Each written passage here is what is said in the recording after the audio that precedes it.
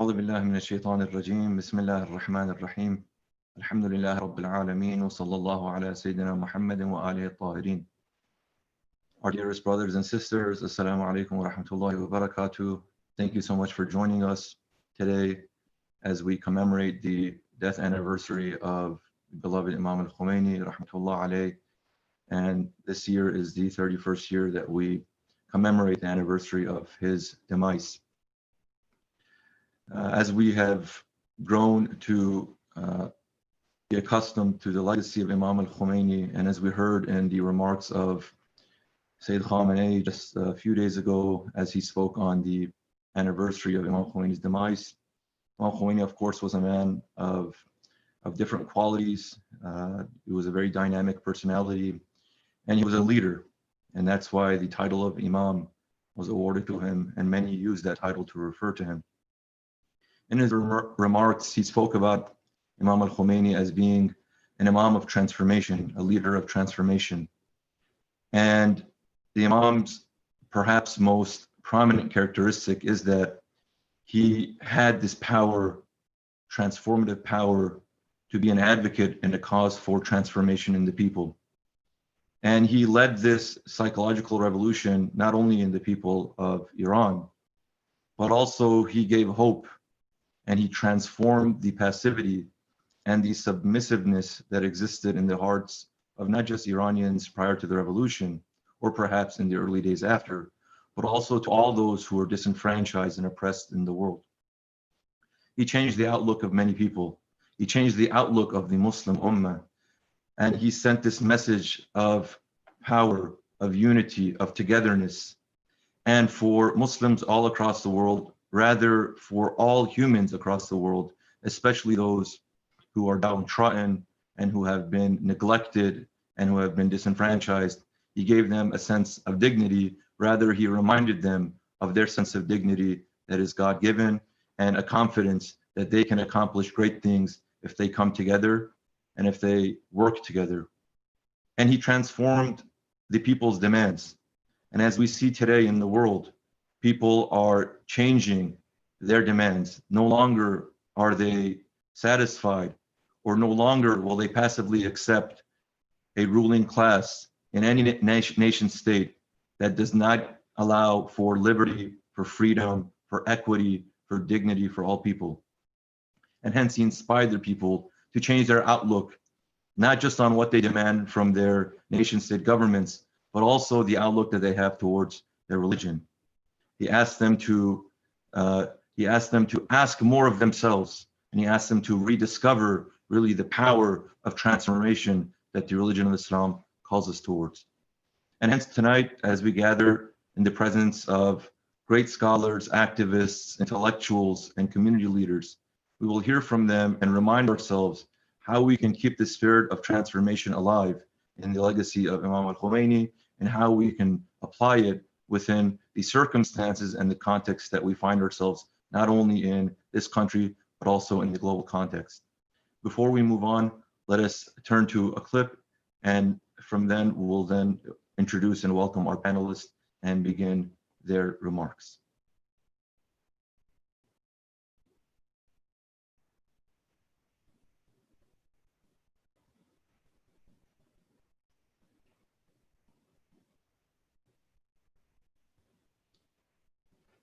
We're very blessed to be joined tonight by a number of wonderful, as I mentioned, community leaders, activists, scholars, intellectuals, researchers. Tonight, we're blessed to be joined by Sister Marzieh Hashemi, who's a journalist and news anchor for Press TV, was born in New Orleans in the United States, and born into a Christian African-American family, a student in the field of broadcasting in 1979, during which the Islamic Revolution happened. And that sparked her to learn and study about Islam and about the Islamic Revolution, and her interest in Imam Khomeini. This ultimately led to her conversion to Islam, and she began her career in Islamic newspapers and magazines in the United States. And since 2008, she's lived in Iran, where she is now a TV presenter, a journalist, a voiceover artist, a documentarian, and an anchor for Press TV. We're also joined by Sayyid Sulayman Hasan Abidi, who is the Imam at the Shahe Najaf Islamic Center in Alexandria, Virginia, who was born in Medina, New York, and after graduating from the University of Buffalo with a degree in business administration, he proceeded to the Seminary of Qom in Iran in 1997, and he returned to the United States 10 years after in 2007. And since then, he served as the religious director at the Beit al-Ilm Academy and as the president of the Ahlul Bayt Islamic Seminary in Streamwood, Illinois. He also serves as the religious director at the Imam Asr Islamic Seminary in Alexandria, Virginia, and he holds a PhD in Near Eastern Studies from the University of Chicago. Next, we're blessed to have Dr. Abbas with us, who is a professor at the University of California, Merced. He's a frequent speaker at the Al-Mahdi Education Center in El Paso, and emeritus professor of chemical engineering and emeritus director of the Institute for Energy and Environment. He's currently a professor of civil and environmental engineering at the University of California in Merced. We will also be joined shortly by Sayyid Muhammad Abbas Ayleya, who is the Imam at the Zainab organization of Greater Seattle. He's a well-respected Islamic scholar. He received his degree in religious studies and his master's in Arabic and Islamic studies from Pakistan, and he was one of the great students of the noble Ayatollah Jawadi Amali, Hafazahullah. He was invited to the United States in 1997, and he's since traveled throughout the United States as a noble lecturer of Islam, and he's also part of the board of trustees for Muslim Congress. And later we will be joined by Sheikh Navid Charooseh, who is a researcher in the Islamic Seminary of Qom. He was born and raised in the DC metro area, and he studied and obtained a master's degree in mechanical engineering from the University of Maryland, and afterwards he's been studying and researching Islamic transmitted and intellectual sciences in Qom since 2011, and his focus is on Islamic philosophy and Islamic thought. Before we turn to our panelists and welcome them and ask them to share their opening thoughts, we'll turn to a short clip that has been prepared. We'll watch the clip, and inshallah we'll return to our panelists.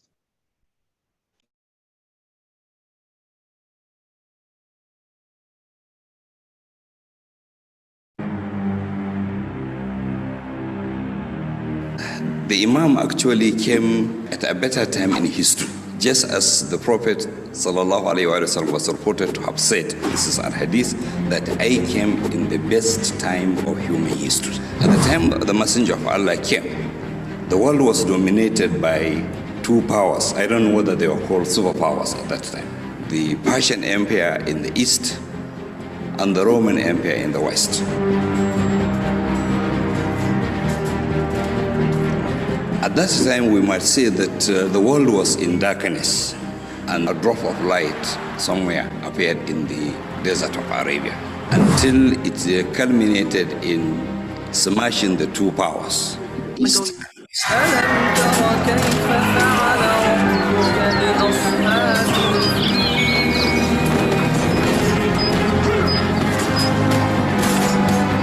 The Imam came also at a similar time, when you have the dominance of two ideologies, the capitalist ideology in the Western world and socialist and communist ideology in the East, and the rest of the world was made to see which side to belong to, because they have already defined the world.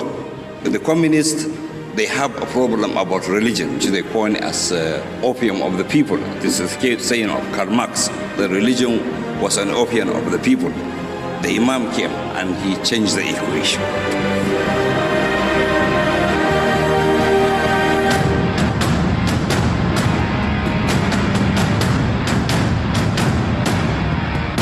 We used to believe that religion was an opium of the people. But your religion, your Iranian religion, now showed it is a religion which is being used to wake people up. Opium means to make people sleep. But now we believe now your religion makes people wake up. It's because it's the same religion you use to make a revolution. اگر این انسجام پیدا بشد انشاءالله پیدا میشد. The revolution led by Imam Khomeini, has taught us about the power of people. It has impacts elsewhere outside Iran.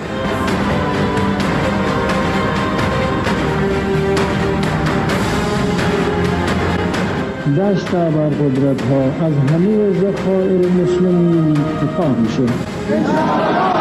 The reason why Imam succeeded is he has based his teachings on true narration of what is truth, true message of Almighty Allah to entire mankind through his messenger.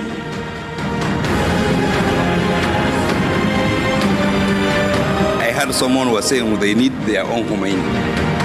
Look, the world needs only one Khomeini, and it has one. What remains for the world is to follow the teaching of Imam Khomeini. و بلکه دست بر قدرت ها از تمام مستضعفین جهان دفاع میشه. You cannot talk of Imam Khomeini being a former leader or an older leader. He's still the leader, and alhamdulillah, he has got a successor in the person of Sayyid Ali Khamenei, Hafizahullah, where the teaching of the Imam continue as if the Imam himself is alive.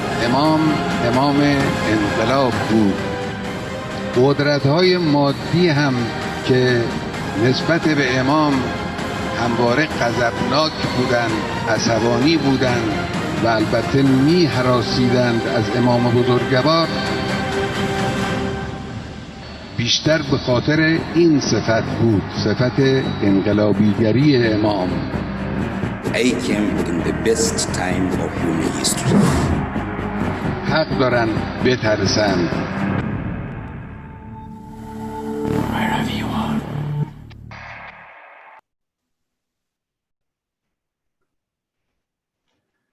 We want to welcome our four panelists joining us tonight. We want to thank them for being here, and once again welcome all of you brothers and sisters who are joining us.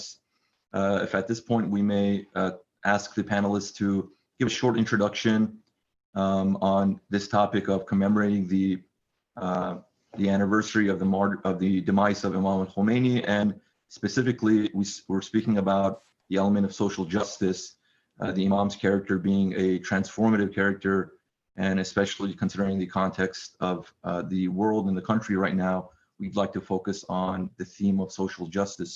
So if we can ask Sister Marzieh Hashemi to get us started and share with her opening thoughts in about 3 or 4 minutes.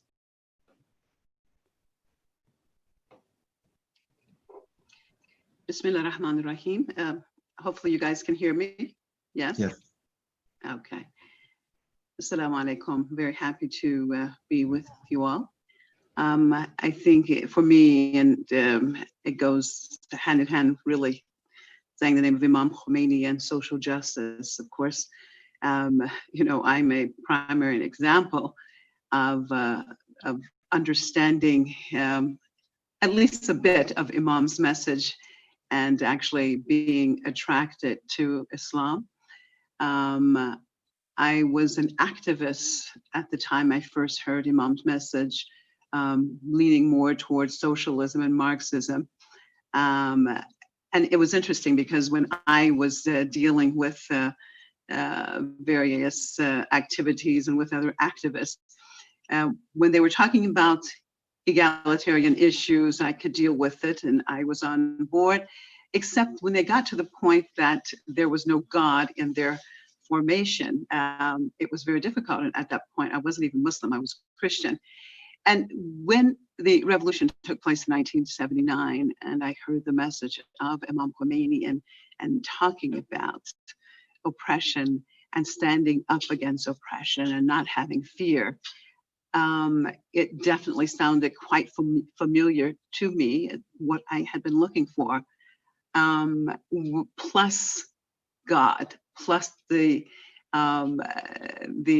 ultimate being. And you know, that's what put it all together for me. That was the spark that caused me to 2 years down the road become Muslim. So for me, Imam Khomeini's message really goes hand in hand with social justice.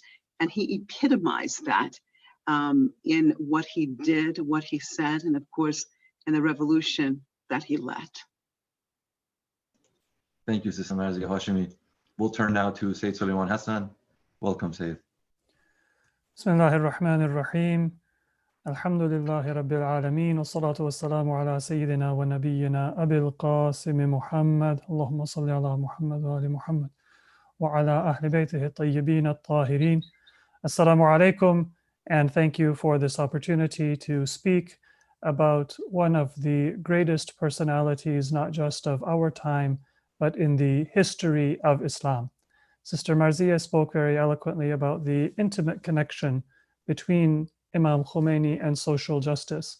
That is what we believe the essence of Islam is, that we feel a responsibility to, as we worship a just Lord, establish justice in our lives and in our society, as we read in Surah Al-Ma'un in the Quran.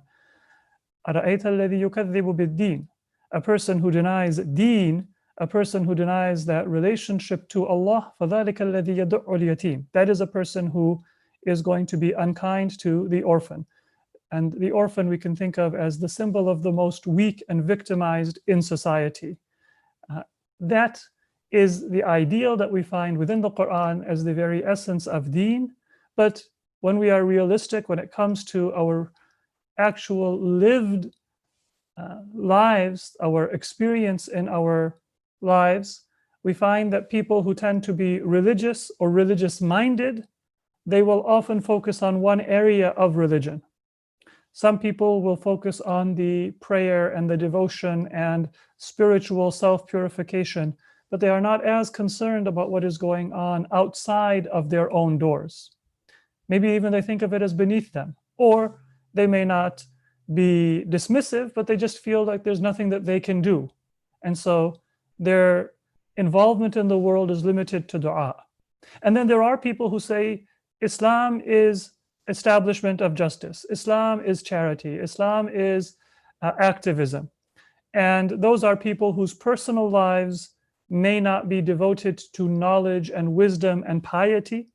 In some cases, they may not even be able to honor their relationships with their own parents, with their own spouse or children. And maybe they are sincere, just as the first group may be sincere, but there is a weakness.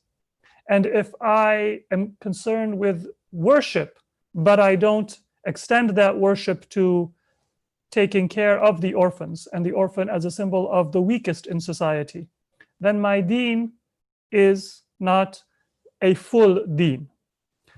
And if I care about society, but I don't care about self-purification, then my deen is not a full deen.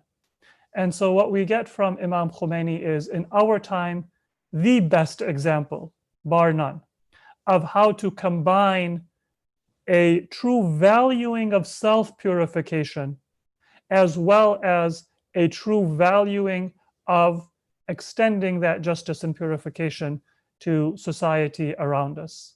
And that is why it is so essential for us to remember the example of Imam Khomeini, and as Shahid al-Sadr said, absorb yourself into him just as he absorbed himself into Islam, or melt yourself into the personality and the life and the values of Imam Khomeini as Imam Khomeini melted into the essence of Islam.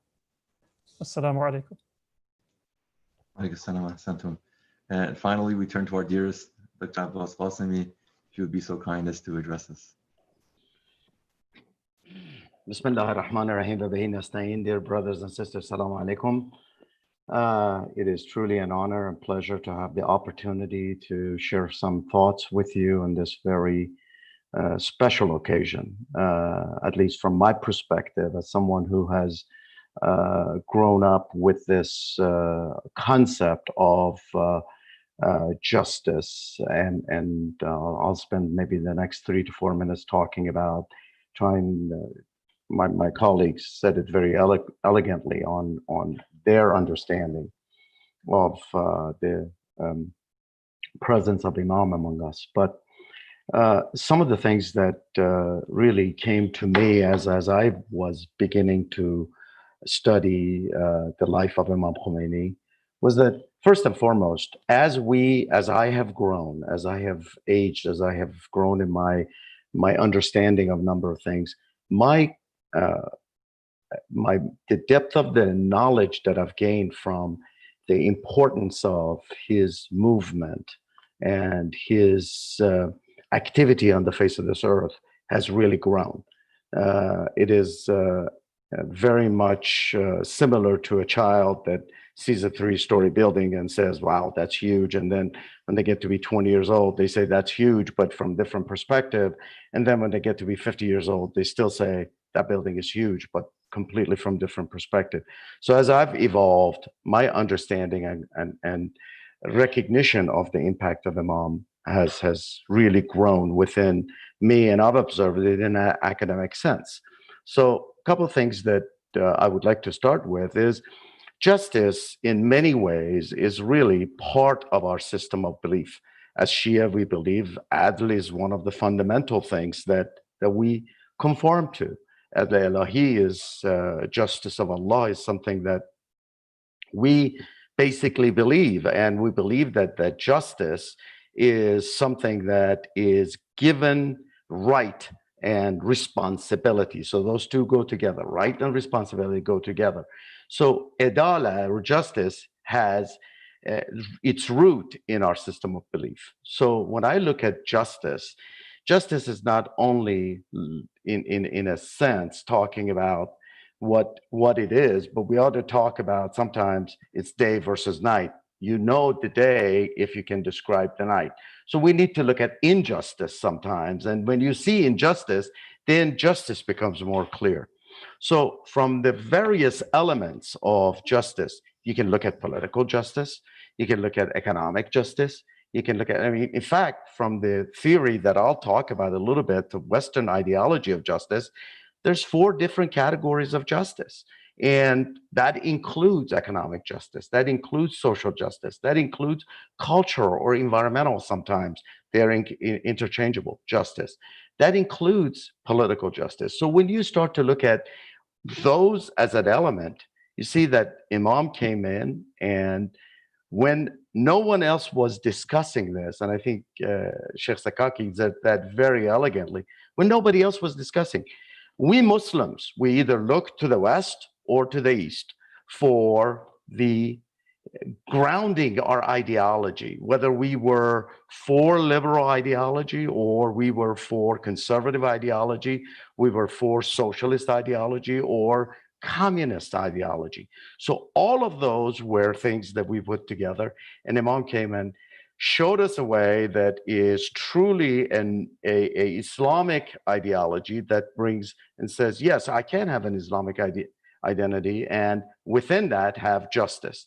So as we go forward in our lives, years from now, we still will look at Imam and the revolution. Inshallah, the flag will continue to pass along until it gets to Imam Mahdi, Jalallah Ta'ala Farajah. But in a sense, every time we diagnose his movement, we will discover something new. As we see the application today in the West, in the East, in the North, in the South.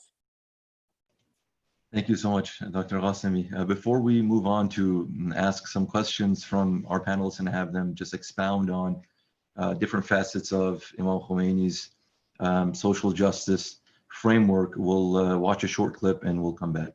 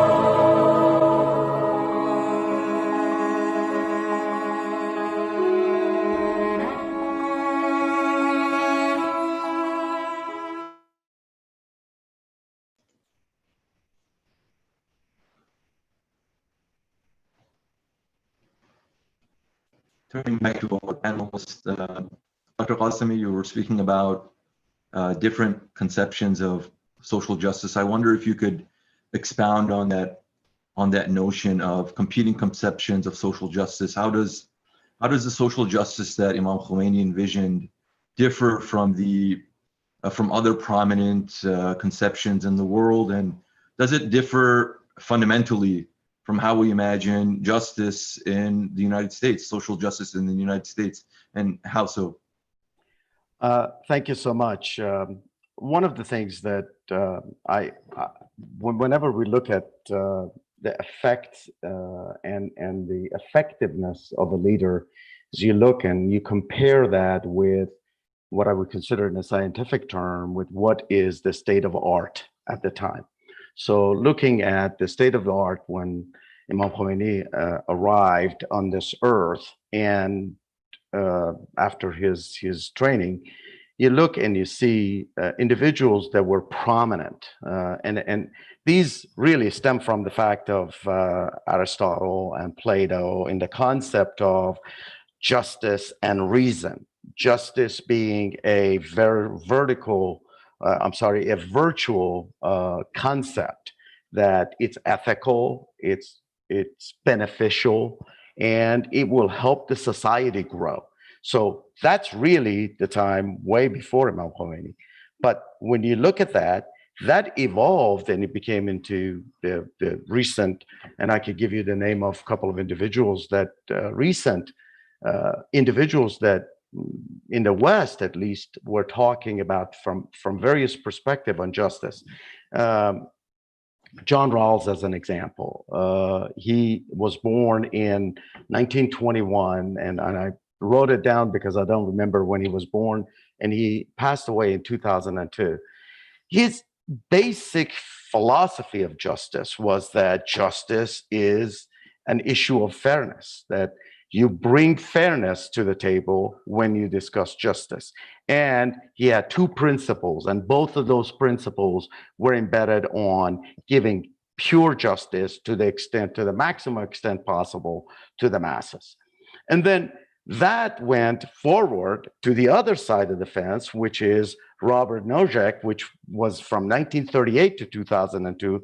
And he primarily came up with the concept of entitlement theory of justice, that you only deserve justice if you are the right kind of person and you have the right aura about you. And those two, and I think Sister Marzieh talked about the egalitarian approach, where we talk about this concept of that you are equal, you have every right to get what is yours.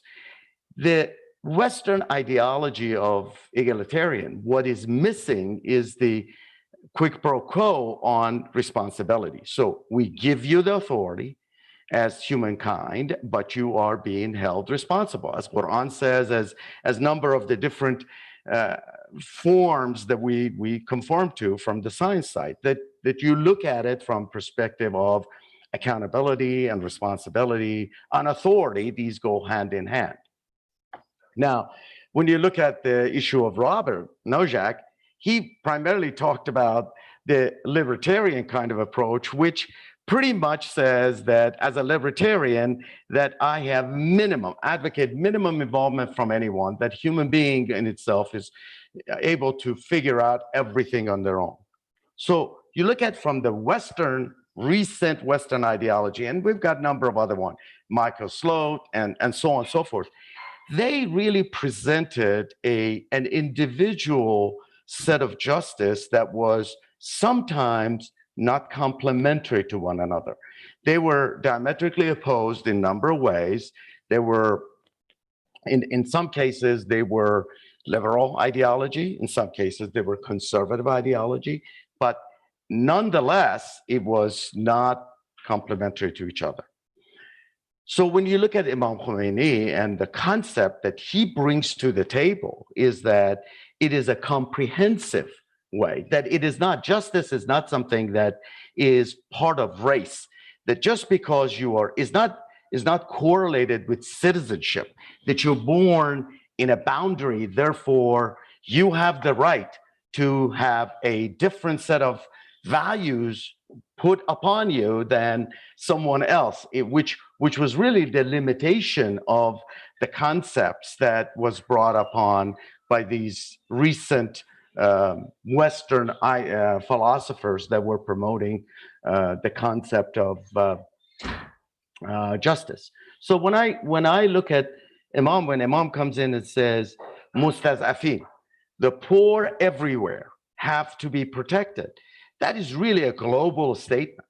It has nothing to do with a boundary condition of a artificial boundary between us and the North or the South or the East or the West. So in that sense, when you look at it, it takes it and then it applies it into these four diametrically opposed areas that these Western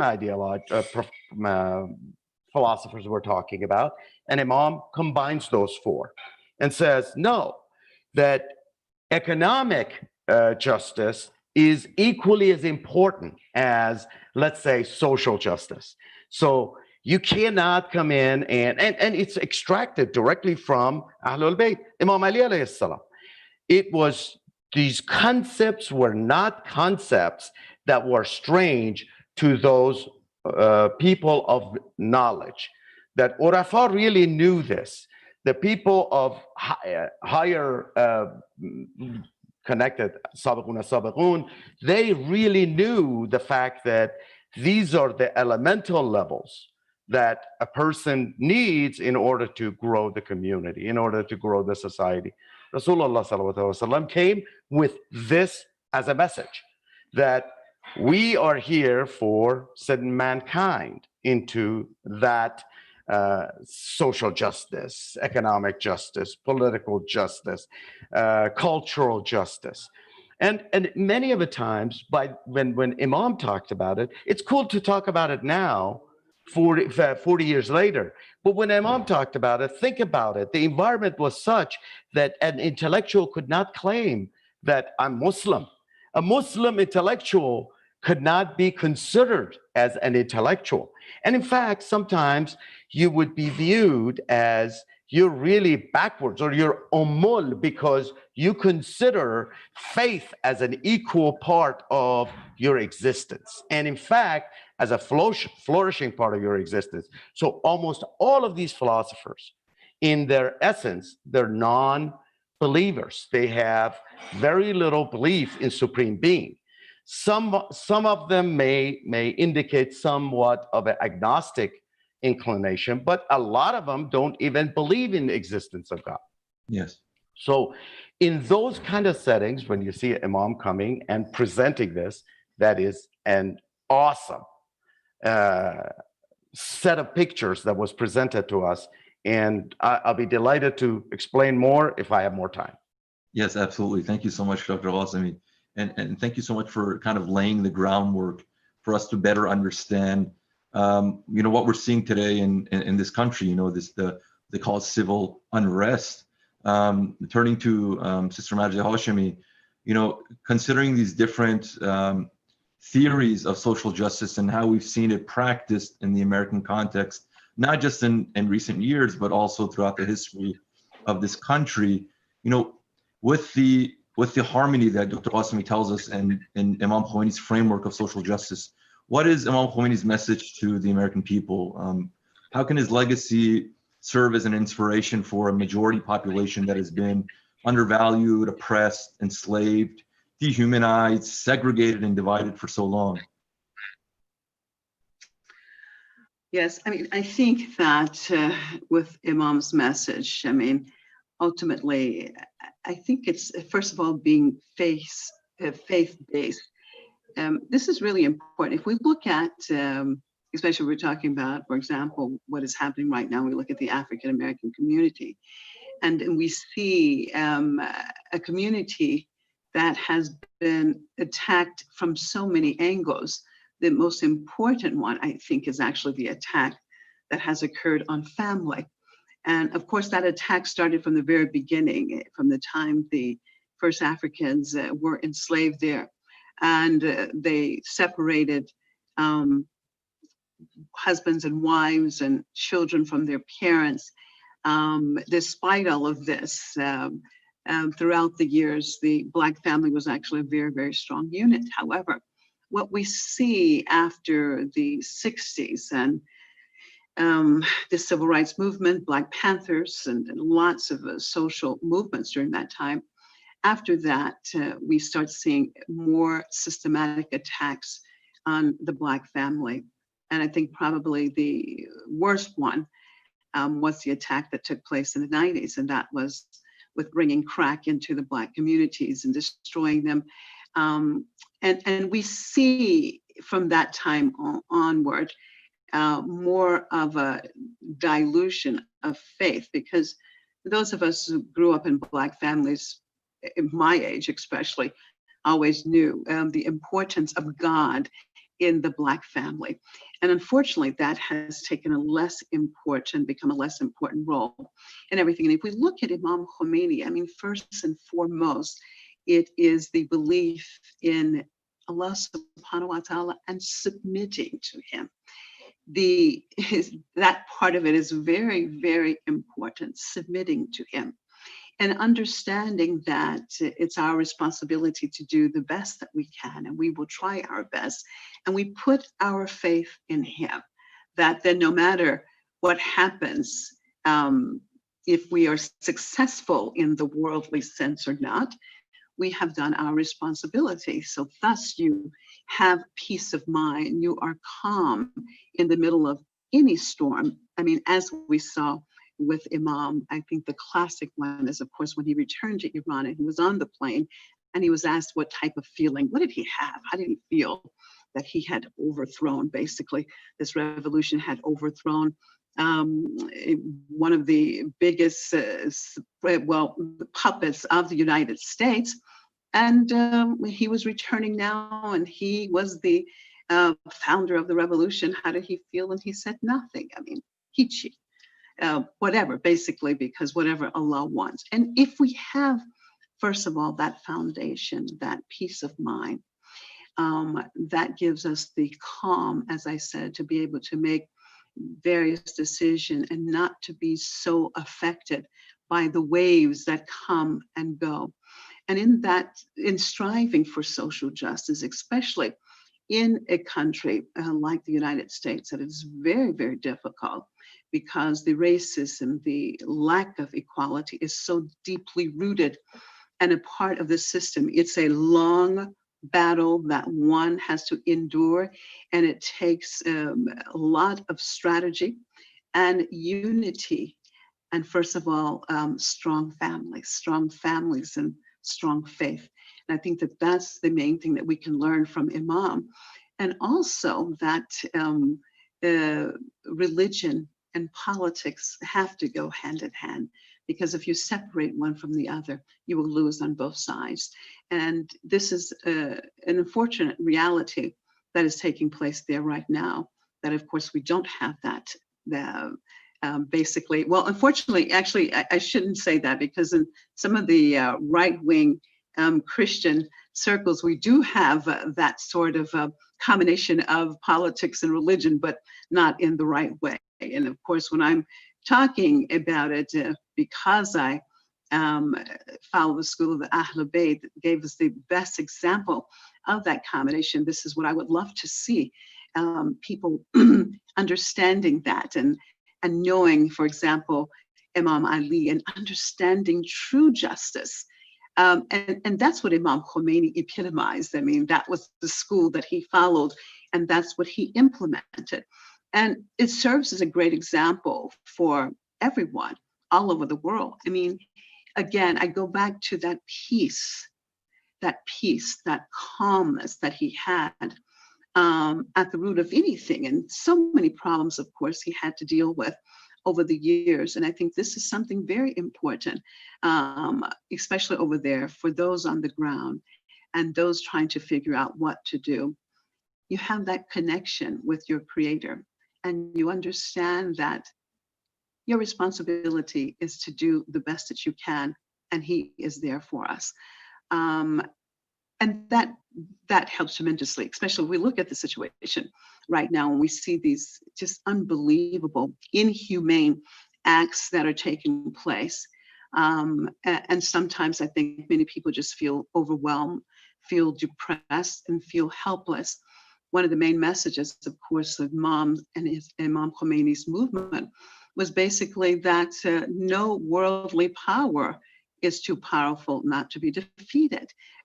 Who was more powerful? Which entity was more powerful in this region than the Shah of Iran, with the United States backing him totally?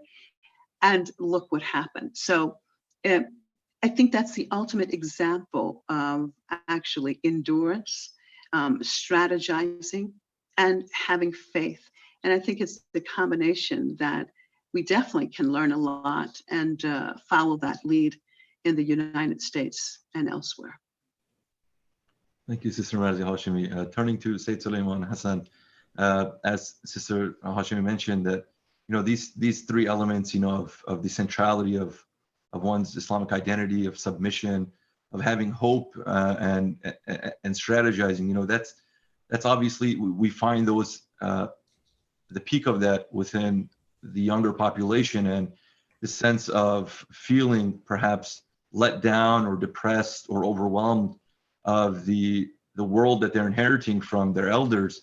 What is the message of Imam Khomeini to young Muslim Americans and to the American youth in general, really, or the global youth population?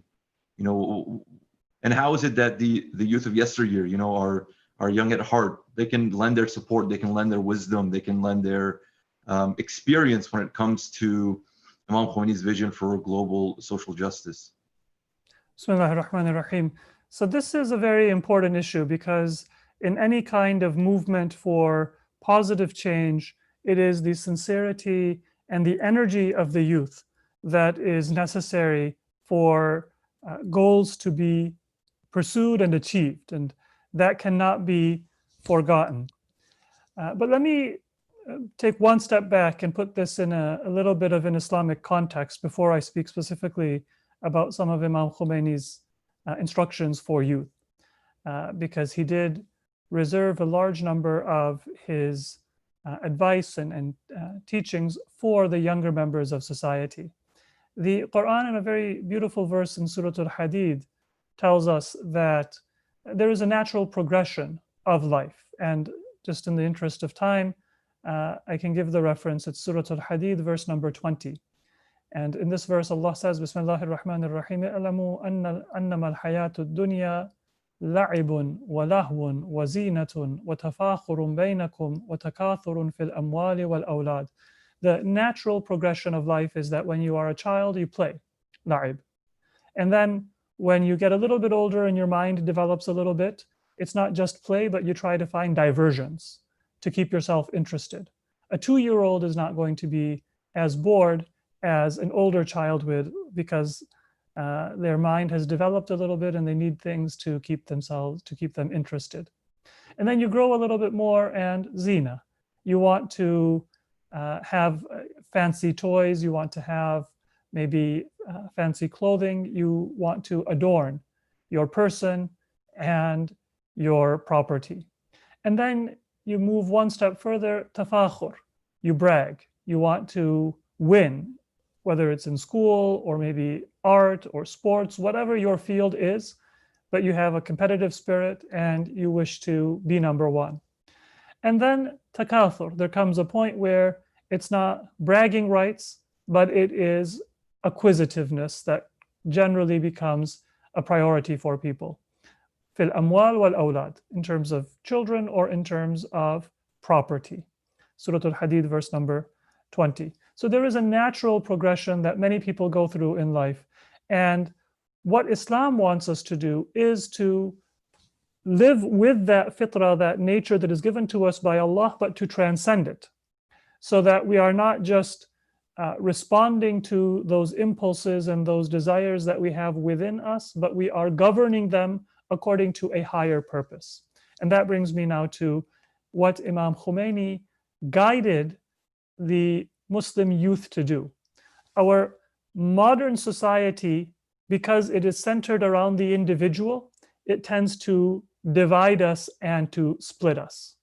In my gender, in my race, in my class, in my age, we become separate, atomized from one another. And in many cases, there is a difficulty of forming an effective unity because that which transcends our particular differences is forgotten. And the message of Islam and the active message of spiritual and social purification brought by Imam Khomeini or advocated by Imam Khomeini is a guide for us to transcend those differences in order to be able to work for the well-being of all. So sometimes in our modern society, we idealize youth, and not just by writing off older people, but sometimes even by looking down on the signs of old age. If I get wrinkles, then I try to hide them. If my hair turns white, then I try to hide it, because oldness is seen as decline, as infirmity, as being out of touch.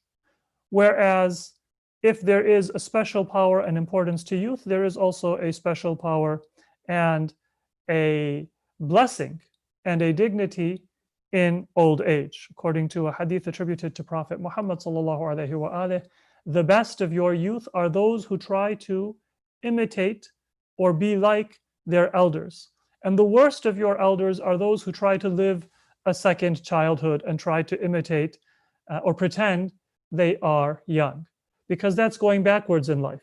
Whereas if a young person tries to learn from and emulate and then provide their vitality and their energy to the work begun by the elders and open up new horizons, then that is moving themselves forward, preparing for the next stage of their life, but also moving society forward and doing something for those elders that they are not able to do. So what is it that the elders can do, the youth of yesterday, as you said? Let me start from there. They can be good guides by providing their advice and guidance, but giving space to the younger members of society, giving them agency, allowing them some space even to make mistakes, but guiding them so that their mistakes do not mean that they have to reinvent the wheel and society doesn't learn from the experiences of previous generations. There is a hadith of Prophet Muhammad in which he says that a child has an obligation to be good to his or her parents. But may Allah have mercy on parents who make it easy on the child. If my parents make it easy for me, or if they make it hard for me, in both cases, I have to be good to them. I have to honor them. But if my parents make it easy for me, then I get the reward of it, they get the reward of it, and our family is a much better family. So I, as a parent, can't just say that my children have an obligation to be good to me. I have to make it easy for them to be good to me by being a good communicator, by being a good listener, by understanding and providing them help when they need it and giving them space when they need it. And that's the same thing that the elders can do as the communal parents of the younger members of society. So that's what they can do. But what about the youth? I think we'll speak about it perhaps in more detail in the coming sessions, but Imam Khomeini has a message to the youth, which is that they should, most importantly, devote their life to and their youth in particular, to self-purification. And this is natural. When we are young, we don't yet have some of the chains that bind down an older person. So I, as an older person, I might see an injustice, but then I say, you know what? I don't want to risk my job. I have to pay a mortgage or rent. I have to put food on the table. I have dependents. By that time, many of us, maybe we have elderly parents or other responsibilities. And so those are distractions. They're not distractions in the sense that they're not important, but they're distractions in the sense that sometimes they make us forget that there are things that are worth sacrificing for. Even sacrificing our lesser needs for our greater values and truths.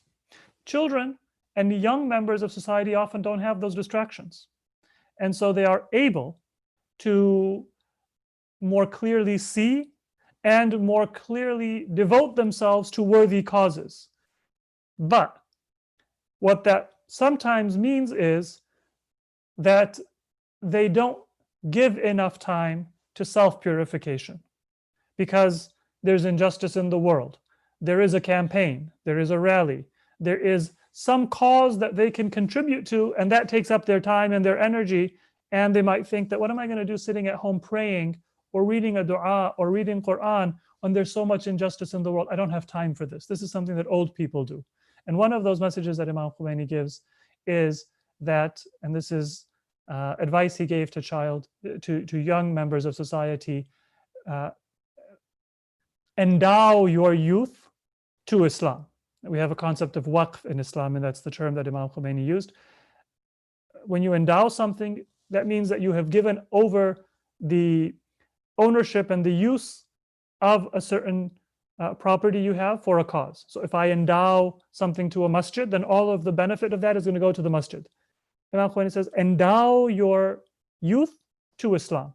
So all of the benefit of your youth, your talents, your energy, your experience, all of that goes to being a better Muslim. And when you become a better Muslim, then you have a lifelong serving of Islam in all areas and all roles that you will play. You will be a good family member. You will be a productive member of your profession or your field. You will be present for social and for civil causes. You will be present in all areas because you will be enriched spiritually and religiously from within. Devote ourselves in our youth, endow ourselves to Islam, and then the benefit of that will continue through the rest of our life, inshallah. Thank you so much. Before we turn to our next round of questioning, we want to invite and encourage our audience members to share with us their thoughts, any remarks that they may have, any questions that they'd like to ask from our panelists. We will dedicate about 15 minutes towards the end of our program for question and answer. So please do send us your questions through Slido, SLIDO. You can find it on the site, sli.do, and the code that we're using is 91667. That code again is 91667. And you can go to Slido, SLIDO, and enter the code and send us your questions, your remarks, your reflections, and we will try our best to address them and have our panelists respond to them, inshallah. We'll watch a clip together, inshallah, and we'll return to our panelists.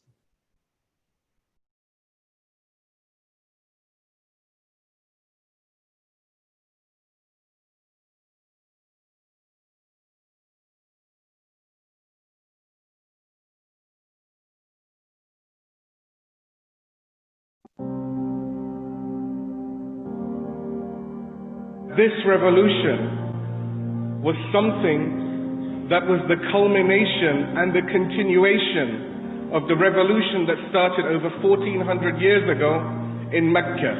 So the roots of this revolution stretch back to Rasulullah. No, even further. The roots of this revolution start from the time that Allah put Adam upon the earth. At that time, those roots were set. We have all of the prophets. We have the story of when Nabi Ibrahim made resistance against someone who worshipped that which was created, Nimrud. He made a resistance against him and he paid a heavy price. But Allah, alhamdulillah, protected him. Nabi Yaqub used to make resistance against those fake gods. Nabi Yusuf, alhamdulillah, managed to overthrow the fake gods in Egypt.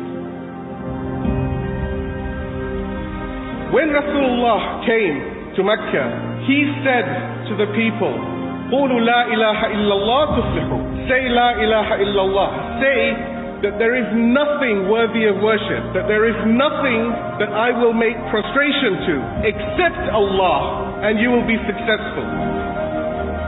He eradicated something called secularism. Secularism is when the human considers him or her good enough, knowledgeable enough about his entire existence to be able to create laws. We can see that the bulk of these ideas denied Allah, denied God. They instead worshipped the God of the self. He told them, don't rely on yourself. Don't rely on these instructions that you manufacture. Don't rely on a God, which in reality is made of wood or is made of stone. If someone follows an ideology which insists that they do not look up to the Creator, but instead turn to the created for instruction, there's a fundamental problem over here. The highest cost, the most expensive price is submission to the despot. And we, alhamdulillah, as Muslims, we learn this from the message of Abu Abdullah al-Hussein and Sayyida Zainab salamullah alayha.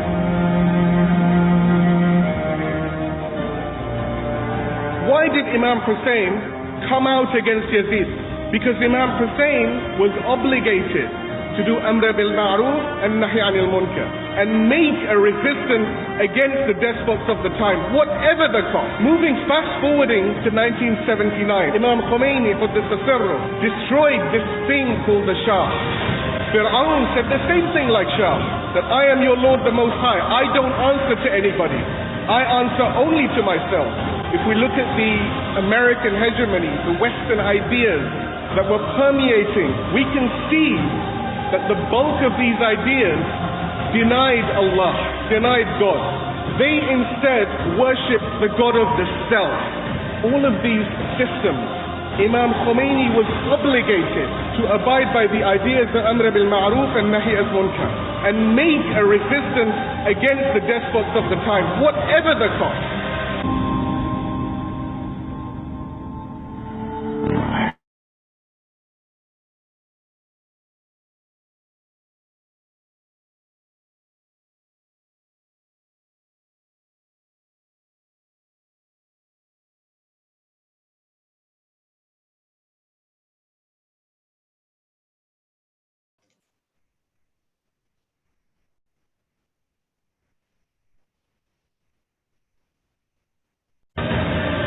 That I am your Lord the Most High. I don't answer to anybody. I answer only to myself. And this is the same cry that we can see today coming from Washington, from Tel Aviv, and even from London, where they go and they help certain people who they like, and they forget about other people who they don't like.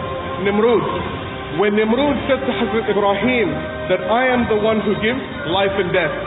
So Ibrahim said, how do you do this? So he brought 2 prisoners. He killed one and he set the other one free. The same way we can see the superpowers of today. We can see them saying that we create life and we give death. How?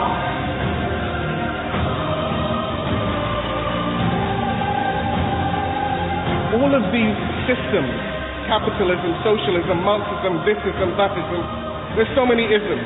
Whatever they called it, because it did not come from Allah subhanahu wa ta'ala, because it wasn't an understanding that was given by senior ulama, because it didn't stay in sync with the instructions of Imam Mahdi ajjalallahu ta'ala farajahu sharif, where Imam Mahdi had told all of us just before the start of Ghaibat al-Kubra that if you have any issues, if you have any problems, if you have any questions, then refer to the righteous faqih.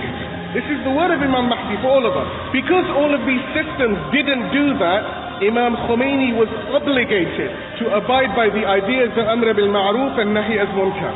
If someone follows an ideology which insists that they do not look up to the Creator, but instead turn to the created for instruction, there's a fundamental problem over here.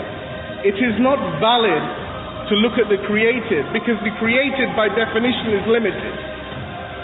Capitalism, socialism, Marxism, thisism, thatism, there's so many isms. Sayyid Ruhullah al-Musawi al-Khomeini woke us up. He took us out of our comatose state, where the life of another was meaningless, and where our allegiance was not to Allah subhanahu wa ta'ala, where our preparation was not for the return of the Mahdi, but it was purely and completely rooted in this world and in this temporal domain. اسلام آمریکایی چیست؟ اسلام آمریکایی دو شاخه بیشتر ندارد، یکی اسلام سکولار، یکی اسلام متحجر. از نظر امام اینها همه مردودند. اولین مطلبی که وجود دارد در امام اثبات اسلام ناب محمدی و نفی اسلام آمریکایی است.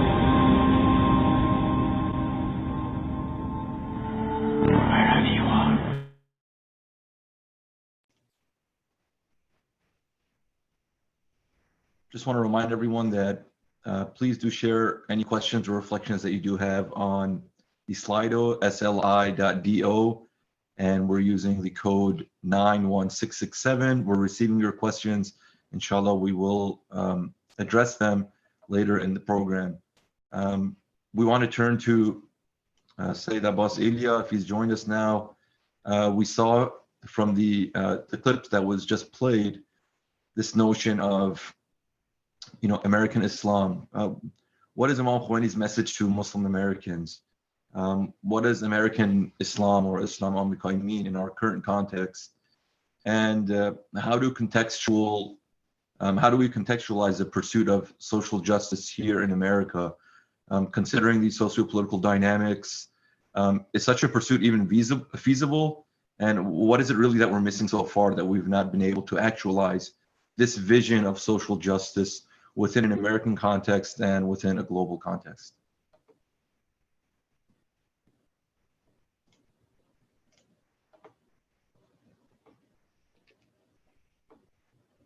Looks like we may not have Sayyid Abbas Ayleya with us just yet, so we'll turn to our panelists that are here.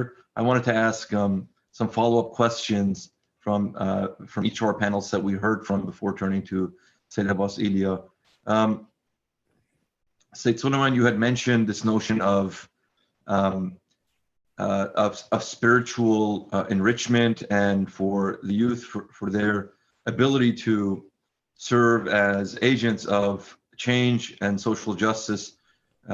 We have to ensure that this the spiritual journey and the spiritual purification is also there.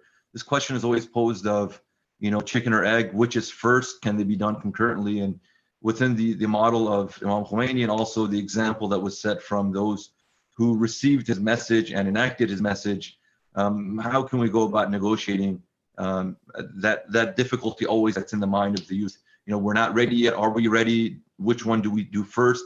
And can our pursuit of social justice actively help us in our ability to self-purify and gain proximity to Allah? That's a very complex question, of course, and it can't be summarized, I don't think, in just a few minutes. Sure, no problem. But a few thoughts that might be useful in getting us on the path. The best way, in my mind, to conceive of our relationship to our role models in our present time, many martyrs who gave their life for Islam, many people who devoted their life for Islam, and then the leader of this path of resistance against shaitan, resistance against the human exemplars of shaitan in our society, in our world, those who wish to oppress humanity, Muslim and non-Muslim societies. The best way to think of them is that they are reflections of the lives of Prophet Muhammad sallallahu alaihi wa alihi and Ahlul Bayt alayhimus salatu wassalam. So when we speak of Imam Khomeini, what we are doing is we are saying that this is a person whose being and whose words and deeds and mission in life was in the path of Imam Hussein, in the path of Imam Ali, in the path of the Prophet, upon all of them, may Allah's peace and blessings remain. And he gave us an example of what that means. That is because it's in our time, it's easier for us to relate to. And so in order to understand Imam Khomeini, being as he was an exemplar and a student of the path of the Prophet and Ahlul Bayt, you can look at the example of Ahlul Bayt. And in order to understand how to be a better follower of Imam Khomeini, continue his path in our time, you can look to the teachings of Ahlul Bayt. And conversely, if you want to understand Imam Khomeini, then the people whose message, according to the words of a very famous scholar and an arif of contemporary times, Marhum Najaf, he said, the secret to the success of Imam Khomeini is that he was Dallal Khuda. He was a person whose call was entirely to Allah. There was nothing about my message, my beliefs, my teachings. It was like there is a person standing on that spiritual path pointing to Allah. And because he pointed so exclusively and so incessantly towards Allah, he was successful in guiding people, in enlightening and enriching people's spiritual lives. So when we want to understand the relationship of social justice and personal purification, if that's a good way to summarize the purport of your question, the first thing that we do is we look towards the teachings of the Imams. And they never put those in opposition. The very idea that is this more important or is that more important? And then we try to weigh and say, should I do this or should I do that? That itself is destructive. There is a time and a place for everything. I should try to fulfill all of those obligations. And when I think of them as complementary rather than as competing, what I will find is I actually have a lot more time in my life than I thought. Because the background sometimes subconsciously between me saying, is it more important to pray or to work on self-development or me to work on social justice, is I have an hour a week that I want to give to this. Maybe so I can feel good about myself. And therefore I say, do I read the Quran in Arabic or do I read it in English so I can understand it? Do I pray or do I work towards a social cause? But if I say that these are complementary, and my spiritual development will not be complete if I am not present in society and caring about the oppression that exists around me, and my concern for rectifying injustice cannot be complete if I don't work on my own character, my tendency maybe to be irritated with people for no reason, or to lose my temper quickly, or be impatient. I can't work against injustice if I have not worked on that. Then what I will realize is it's not an hour a day that I can devote. I have much more time. I can cut out some of my recreation, or maybe even some of my sleep, in order to be able to do both. So think of them as complementary. And when we think of them as complementary, I think many of us will find that we have the ability and the time to do them both. Now, what are some of the teachings of Imam Khomeini in this regard? One thing that the Imam said to the youth is that make sure that you are always on the side of, in Farsi, mahruman jami'e, those people who are the most vulnerable or the weakest in society, those to whom society looks with disdain, those who are deprived of their rights and oftentimes their dignity by others. They have the intrinsic dignity given to them by Allah. Be with them. If they are mahrum, if they are marginalized, then you have to have your sympathy and, in the words of Imam Khomeini, ittihad, ba'anha muttahid shadid, meaning be one with them. Even if you come from a place of privilege, an educated background, a wealthy background, but you should consider your identification to be with those who are marginalized and weak. They are your people and you are their people. So that identity is one which makes us feel a responsibility towards changing the circumstances that allow that marginalization and that oppression to exist. But it's not removing the material poverty. So it's not that people don't have health insurance, I need to get a law passed so people have health insurance, or people are not homeless. That is only part of the problem. The reason why there is homelessness, the reason why there is lack of insurance and basic needs in a wealthy society is because of the poverty of the heart. And so my identification with the deprived will remind me that my heart needs to be filled. It's intrinsically impoverished because we are human beings and we are deficient.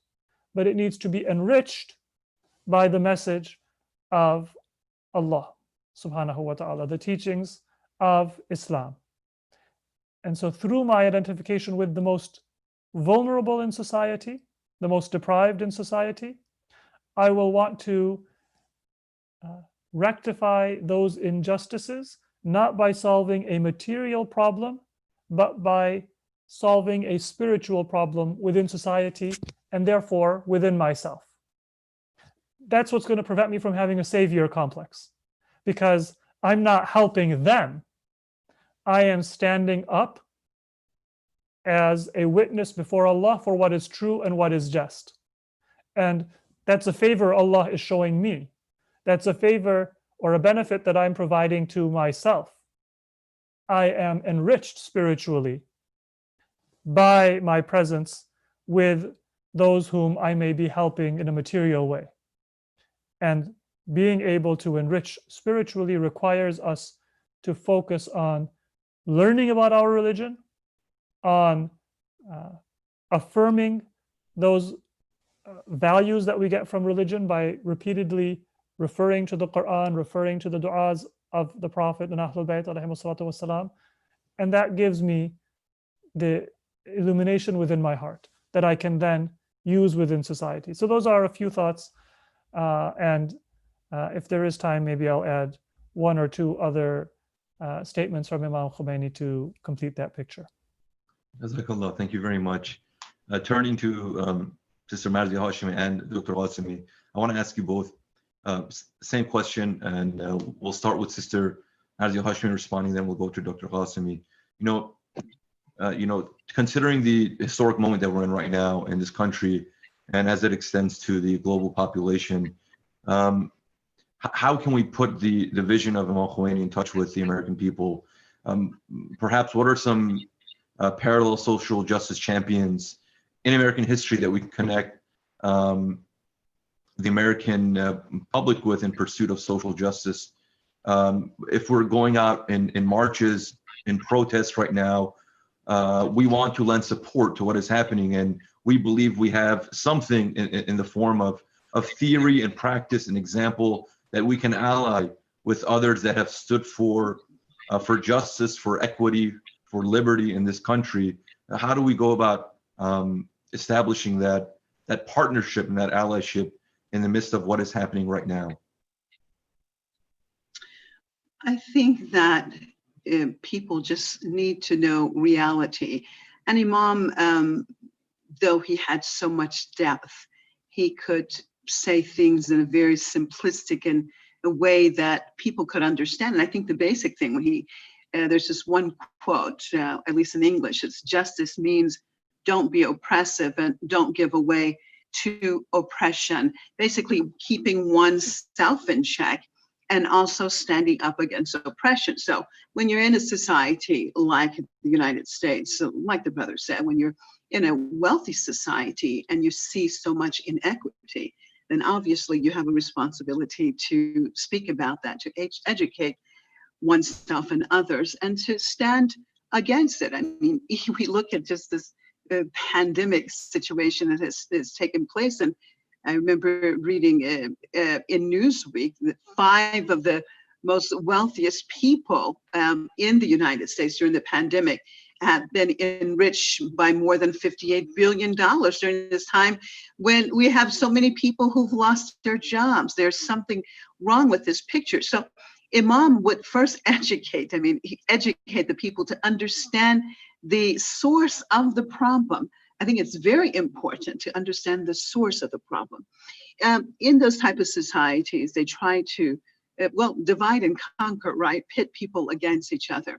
And it's important to know where you should be focusing and what is the root of the problem. And that way you can be better focused as far as what you need to do, organize, and hopefully be more effective. So with the situation we're talking about in a society like that we have had hundreds and hundreds of years of this type of oppression. I mean, if you look at those we've had many leaders to fight for social justice in the United States. The reality is that usually any leader that has been effective or could have been effective, they have either been killed, they've been in prison, or they've had to leave the United States. I mean, for the Black community, actually, I start off with Marcus Garvey. Marcus Garvey and his Pan-African movement, and basically it was trying to concentrate on the economic aspect of the Black community in order for those who wanted to then go back to the roots, go back to Africa, and to help establish things like that. Now, of course, at the end of the day, he was exiled and ultimately killed. And we fast forward ourselves, we know that in the United States, mostly we talked about someone like Martin Luther King. And it's interesting because with Martin Luther King, usually his main quotes that are always talked about are those of brotherhood, of course, and loving everyone. But he also talked about the injustice of that system. And he said that he had to speak out. When he looked at what was happening, for example, in the Vietnam War, and he said that he could no longer be silent, because if he's silent about what they were doing, then he was complicit. That a person cannot be silent in the face of injustice. And of course, he too was killed. And of course, prior to Martin, we had Malcolm X. Now, Malcolm X, who had a lot of potential. Malcolm X, of course, al-Malik al-Shabazz, who started off with a different type of ideology, one talking about the racial superiority of those of African descent, and then ultimately going to Hajj and then realizing, no, in Islam, it doesn't matter the color of one's skin. And going to the essence of it and understanding La ilaha illallah Muhammadan Rasulullah, and that is the connection to bring us all together. So when we're talking about a society like the United States, there's not a Muslim society, but I believe every society has a thirst for justice, because I think it is innate in all human beings, actually, for that justice, to seek out justice. And when you have been around so much injustice all the time, sometimes we become desensitized to the reality of it, especially if we ourselves don't see ourselves as being victims of that situation, that we're just witnesses to such oppression going on. Sometimes we become desensitized, as the brother said earlier.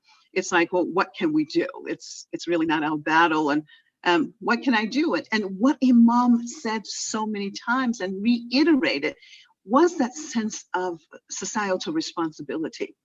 You know, we are our brother's keeper, and our brother here is our brother as far as human beings, and standing against oppression. I mean, we come from the school of Imam Hussein, that we would give our lives, we would prefer to give our lives than to live a life under oppression, that we must always fight for that freedom. I think what we need to do is actually introduce our leaders to the American people, let them understand, break it down to them of who our leaders are.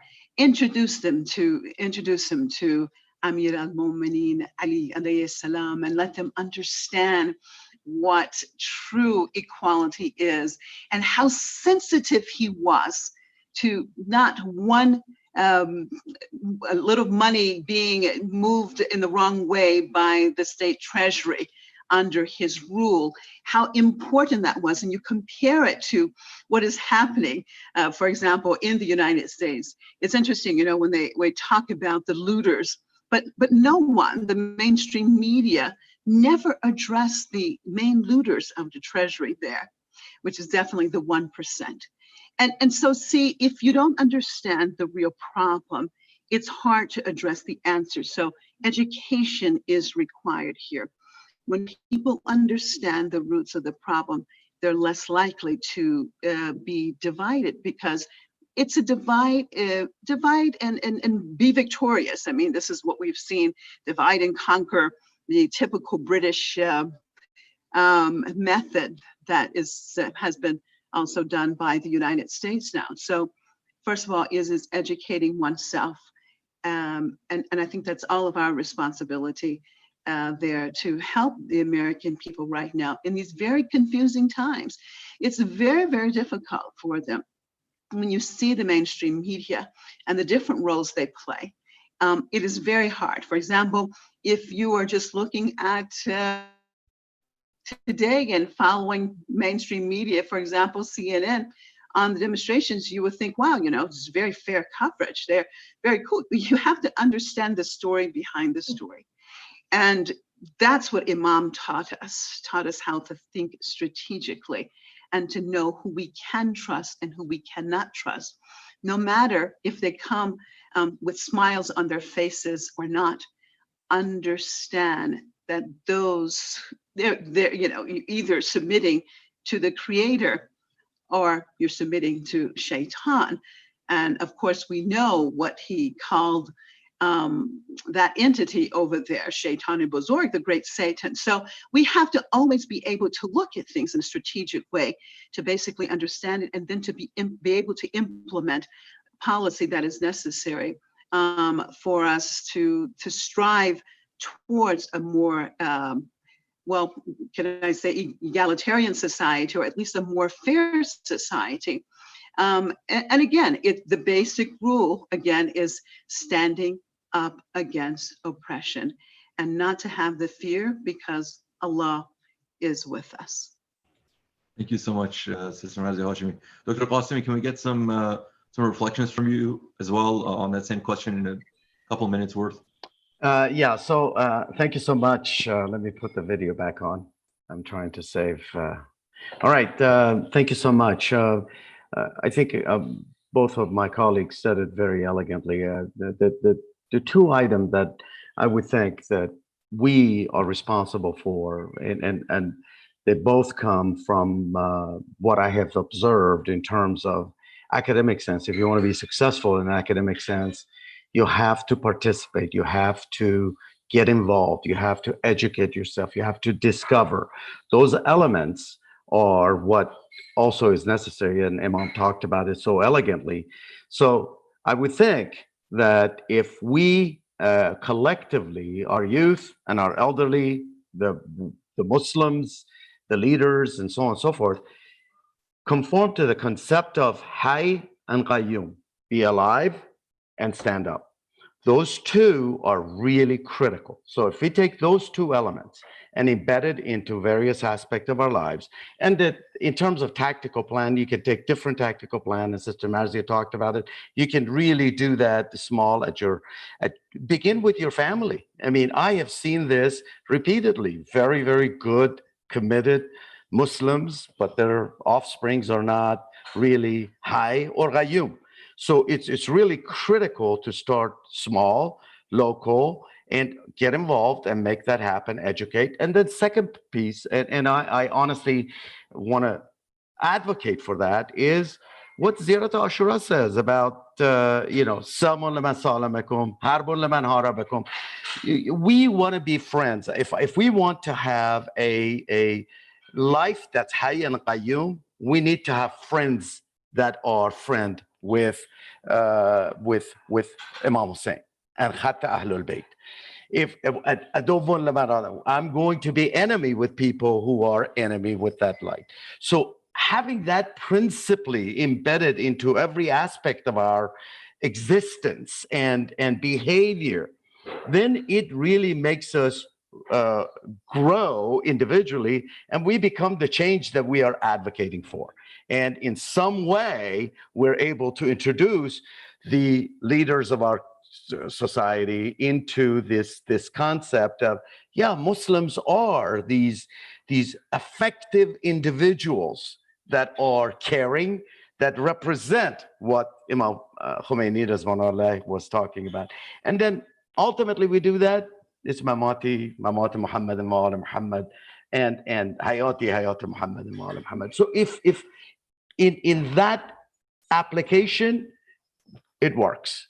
If it's outside of that application, if I put my trust in one individual in the society, that individual could go astray. Because tomorrow I could be completely off mark. That does not mean that the path that we're going on is wrong. That means I am not following the path. So really, rather than individual, the message and what my colleague said about bringing those to the forefront and educating the masses. Thank you so much, Dr. Ghassemi. We want to welcome Sayyid Abbas Ayleya as well. Welcome, Sayyid. We've discussed a number of different areas and facets of social justice and the message of Imam Khomeini, but one question or series of questions remain unanswered, and we hope that you could share your thoughts with us. What is Imam Khomeini's message to Muslim Americans, and what does American Islam Amerikai mean in the context that we are currently experiencing, and how do we contextualize that pursuit of social justice here in America, and considering the socio-political dynamics, is such a pursuit even feasible? So we'll hear from you about 10 minutes if you can share your thoughts, or a little less. Thank you. I just want to make sure, Sayyid, if you can first unmute your mic so we can hear you. Jazakallah. Thank you. Yeah. Assalamu alaikum. Thank you very much. It's a pleasure to be with all of you, respectable brothers and sisters, honorable brothers and sisters, honorable guests who are present. Bismillah ar-Rahman ar-Rahim. والصلاة والسلام على سيدنا ونبينا محمد وآله الطاهرين واللعنة الدائمة على أعدائهم أجمعين. This is a very relevant question for all of us living in the US, especially in the trying times that we are all in. And Imam Ridwanullah alayh, as the father of this ummah, the true spiritual father, and the Naib of Imam Sahib al-Zaman alayhi salam, had been looking for guiding and providing the nuraniyat and luminosity to the entire world, including the masses in America. I had in my mind to talk about 6 points very shortly from the perspective of Imam Khomeini and his message to the masses. He's the one who coined several terms because he was a statesman, he was a guide, he was a politician, he was an arif, he was a faqih, he was a mufassir, combining seemingly opposite attributes in his unique personality. So he coined certain terms. One of the terms that he coined himself, nobody else coined before him, was the pure Muhammadan Islam, sallallahu alaihi wasallam, because there was a type of Islam existing that was having impure thoughts and viewpoints and practices, which is not acceptable, but in the light of Quran and Ahlul Bayt alayhim salam, so he had to coin the term. So he said there's an American brand of Islam, there's a brand of Islam which any oppressive administration would actually support it, not only not oppose it, but support it. And there is a pure Islam from Rasulullah sallallahu alaihi wasallam that we received from the hands of Imam Ali alayhi salam, that Ahlul Bayt sacrificed, gave their lives for that Islam. That is the real Islam. So it's very important for us living in America, all our Muslim American brothers and sisters in faith, and all the rest of the human beings of conscience, and we respect all those human beings, to understand these points. First of all, we need to stand for the sake of our Creator. Qiyam lillah subhanahu wa ta'ala. Standing for the sake of our Lord, Creator, Allah. The benefit of this is that when we stand for the sake of Allah with ikhlas and sincerity, Allah never leaves us alone. When we exercise taqwa and we fear Allah subhanahu wa ta'ala, we abide by those green and red lines of Allah subhanahu wa ta'ala, He never leaves the muttaqi people alone in the face of all those challenges and threats. So, وَمَنْ يَتَّقِ اللَّهَ يَجْعَلْ لَهُ مَخْرَجًا. Quran says, whoever exercises taqwa, Allah provides an opening for him. As compared to the policy of the tawaghit, the taghuts, the oppressive rulers in the world, what they wanted and what they want from the masses is to be diverted from the message of the prophets, message of the holy scriptures, message of Allah subhanahu wa ta'ala, and piety and the value system that protects the family life, that protects the humanity of human beings, and that blocks the wrong policies of the satanic administrations. So what they want is to derail the message from the straight path of the values of the prophets and imams, and mislead them towards satanism. When you do what Satan wants, this is what satanism is all about. So the second point is about unity. Imam Khomeini was the champion of unity among the Muslim Ummah in our contemporary times. He was the one who initiated the talk about unity. And it's a two-sided thing. First, it's about unity amongst ourselves, among the Muslim Ummah. Yeah, you can pray whatever way you want, like to pray. You want to tie up your hands, you want to open up your hands. But he used to say the enemies are there and they want to cut off the hands, regardless whether you are tying up your hands or you're opening up your hands. So this is what we need to understand, that enemy, the tawaghit, the taghuts, they want to divide us and make their living out of the division of Muslim Ummah. So unity works for our benefit in front of, in the sense of creating bridges amongst ourselves, so we can interact with each other by not disrespecting the elderly and the respectable people of any faith, which he gave the fatwa. Likewise, Samahatul Wali al-Faqih gave the same fatwa. No one is allowed to disrespect the respectable people of any faith. And on the other hand, the same unity, the other side of the coin is that it empowers us to stay united in front of the common enemies of humanity, who are there to actually victimize both of us, all the sects of Islam. When they were gang raping the Muslims in Srebrenica and Tuzla and killing them, those people were not asking the sect of those Muslims who were being victimized. When the Muslims in Kashmir are being oppressed, nobody asked them about their sect. Likewise, in America, we Muslims living in this country need to understand that unity is key for our success, to stay united in front of these challenges and not to allow the tawaghit to divide and make their politics out of our divisions. The third important message, and it's very, very important, is about staying under walayat and leadership of the leader. Walayat is the key. I remember Ayatollah al-Uzma Bahjat rahmatullah. You can find some of the alims who oppose walayatul faqih. Yes, you may find, but you can never find an arif opposing the walayat of faqih, because their souls are friends with each other in the realm of Noor.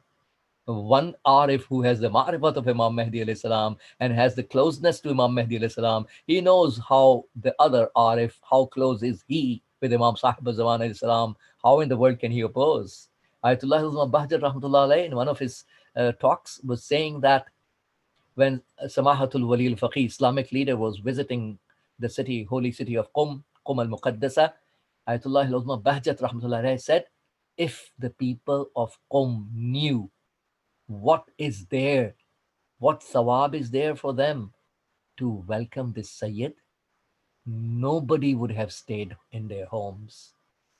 So sticking with the walayat is the job of the leader, to teach the Islamic Ummah. We have one leader. We don't have two leaders. And his leadership includes America. His leadership includes Europe. His leadership includes Australia and New Zealand, every corner of this planet. So we have one Naibul Imam, Naib of Imam Mahdi alayhi salam. We need to understand that Islamic phenomenon of leadership.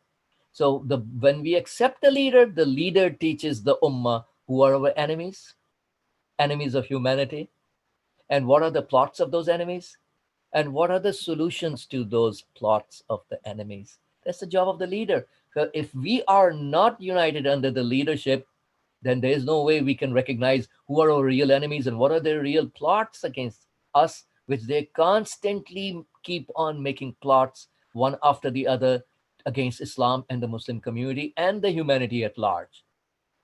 The fourth thing that I would like to mention is to be, stop separating religion from politics. Well, this slogan started from Europe and the root of the slogan came from the Roman Catholic Empire. We all know that in the history and the behavior that Roman Catholic Empire in Rome back then has done towards some of those scientists, Bruno and Galileo. I don't want to go into those details right now, but that slogan comes from that background. Whereas Islam, having the Puritan values of all the holy prophets and imams, and never commits oppression, never denies the truths and realities. So Islam and politics is one. If we separate religion from politics, then we are accommodating the oppressors to continue with their agenda. So when we combine and we consider Islam and politics to be one, we will be proactive in terms of performing the political obligations towards the walayat, towards Imam Sahib al-Zaman alayhi salam today, towards the Yazids of today. Because if we just disassociate ourselves and practice the concept of bara'at, quote unquote, of Islam, denouncing and disassociating from the enemies of Ahlul Bayt, enemies of humanity related to the past, Yazid of yesterday, that is not going to relieve us from the pains of the sufferings of today's Yazids and their atrocities. So just like we condemn and denounce the Yazid of yesterday, we need to condemn and denounce and recognize who is the enemy and what are their plots of today, so we can denounce them and disassociate ourselves. So not to separate religion from politics. That reminds me from a story that a British officer reportedly, after the end of the Second World War, was walking in the streets of Baghdad with his Iraqi secretary. First time ever this British officer was assigned a job in a Muslim country. He heard the voice of Azan, and he asked his Iraqi secretary, "What's that going on?" And they said, "Sir, they are calling for prayers." He said, "Okay, what do they do when they go for prayers in their mosques?" They said, let's perform certain rituals and then go back to their homes. They have nothing to do with the British Crown. He said, if they have nothing to do with the British Crown, we can actually give them more funds to make more mosques and keep them busy. So this is, even the Zionist state of Israel is not stopping Muslims from praying any prayers which is without the walayat, without the political duties of Islam towards the leadership. If you start performing the political obligations of Islam towards the leadership, that's where the enemies come in to stop you. So Islam minus politics, my teacher, I remember Ayatollah Jawadi, Hafadahullah, in his lesson was saying, if Imam al-Kazim alayhi salam was not running a campaign for his khilafat and walayat, why in the world would those Banu Abbas, keep him in the prison for 14 years? If a person separates politics and from the religion and just sits in a corner, grabs a bead, subhanallah, subhanallah, subhanallah, has nothing to do with what's going on in the ummah, then nobody bothers, right? So Imam Khomeini Ridwanullah alayhi said, "Man azun akhundai nistam kinja benchina matasbih das begiram." I'm not one of those, scholars who just sit in a corner, grab a bead, and turn my blind eye to what is going on in the Islamic ummah. So this is about not to separate religion from the politics, being proactive towards our political obligations towards Imam Sahib al-Zaman and his deputy, and not just performing our individual obligations, because nations are never elevated if they perform the individual obligations only, which were being performed in Kufa as well. There were people who prayed behind Musa ibn Aqil, alayhim as-salam, but when it comes to the walayat of Imam Hussein, vis-a-vis the walayat of Ibn Ziyad and Yazid, you find there were a handful of people supporting Imam Hussein alayhi salam, and thus the political obligations towards the wali and mawla of the time were ignored, and you see what happened. This is the biggest lesson. One of the biggest lessons we learned from Karbala is to stop separating religion from politics and perform our political obligations towards the walayat, so that the ummah gets close to Allah subhanahu wa ta'ala and acquire his proximity and success as well. And The fifth and the last, or the second last point I will mention is about being cautious from the enemies. Imam Ali alayhi salam says, "Man nama lam yunam anhu." Whoever sleeps, others are not sleeping about him. So they are busy in making their plots.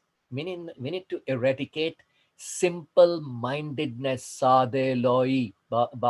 Some people are sade law, simple-minded, simplistic approaches.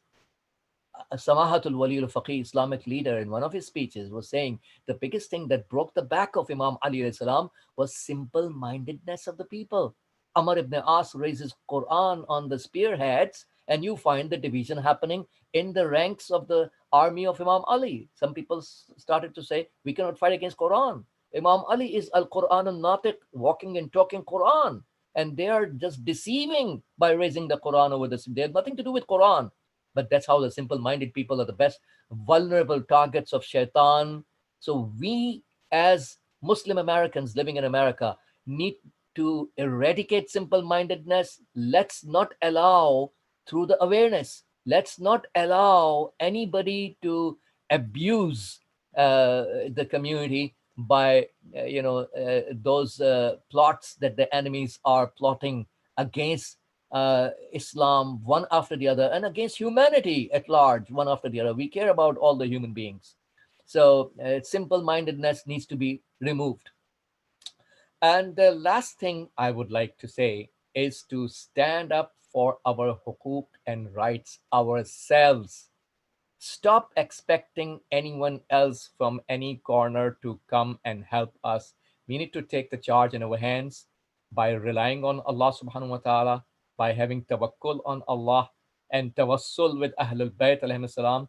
We need to be taking the charge in our hands, take a stand. I remember Imam Khomeini in one of his speeches, he said that all the prophets of God did their qiyam and uprising alone.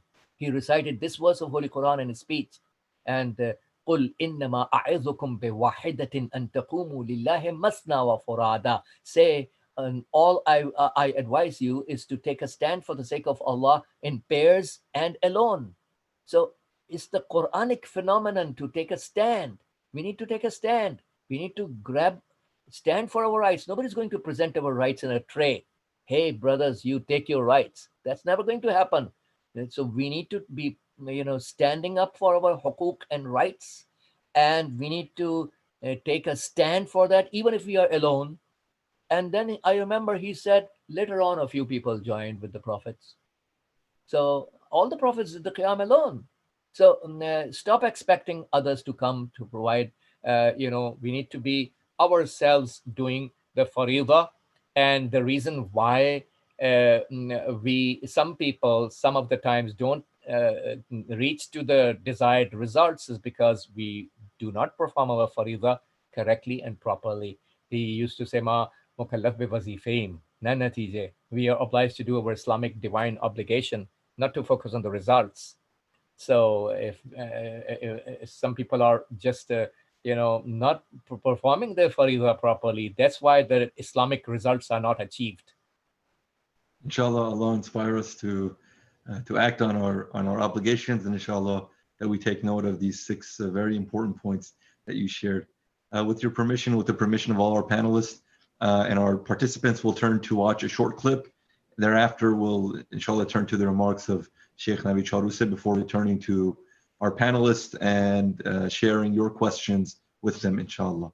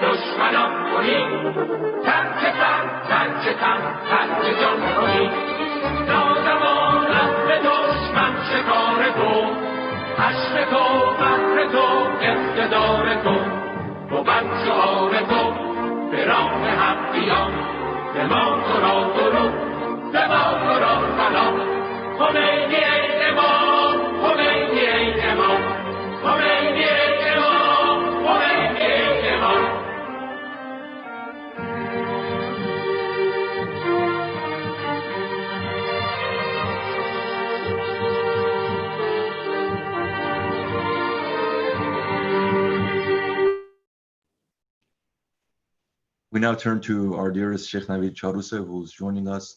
Sheikh Navid, please enlighten us. أعوذ بالله من الشيطان الرجيم بسم الله الرحمن الرحيم الحمد لله رب العالمين والصلاة والسلام على أشرف الأنبياء والمرسلين سيدنا ونبينا أبي القاسم المصطفى محمد وعلى آله الطيبين الطاهرين اللهم صل على محمد وآل محمد. Dear brothers and sisters and respected panelists, Assalamu alaikum wa rahmatullahi wa barakatuh. It is an honor for me to be a part of this, subhanAllah, group of scholars, and alhamdulillah, I was pleased to benefit from the other speakers and panelists before this, and inshallah I hope I can add to the pool of knowledge that they're already providing. Considering the sensitivity of the time that we're currently in right now, and the event of our beloved Imam Khomeini's commemoration, which just passed a few days ago, there are certain topics that would help us, inshallah, to perhaps navigate these times in an intellectual manner more properly, inshallah. Firstly, let me say that it is a pleasure that I'm joining you all from the holy city of Qom, alhamdulillah, and this benefit of me staying here was brought to you in part by the coronavirus, which is an agent of Allah subhanahu wa ta'ala. And we find that there are many situations that we may think that in the beginning that they are just pure, shar, or they are just pure, unbecoming or unwelcome.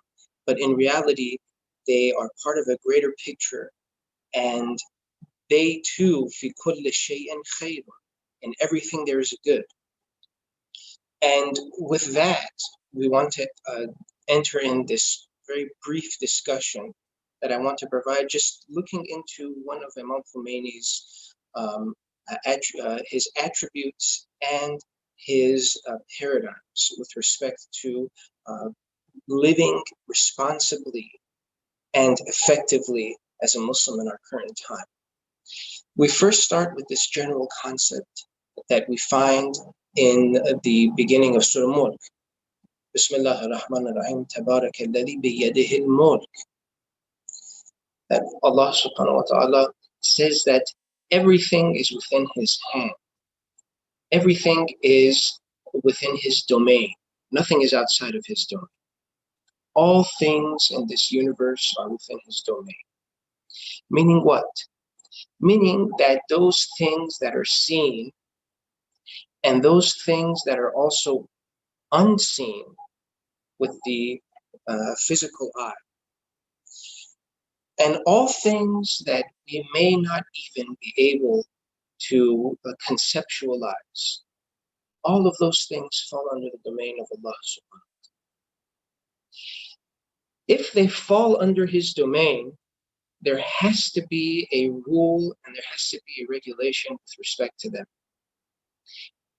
And for each type of being, there is a regulation. For the unseen realms, there is a regulation. For the physical world, there is a regulation. For our interaction with the unseen, there is a regulation. For our interaction with the physical, there is also a regulation.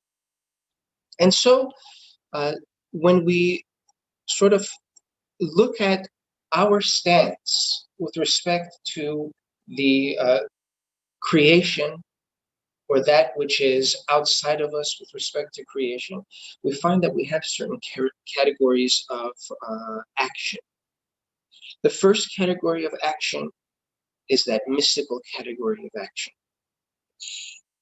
One level under that, so we are speaking, we're categorizing these in terms of abstractness.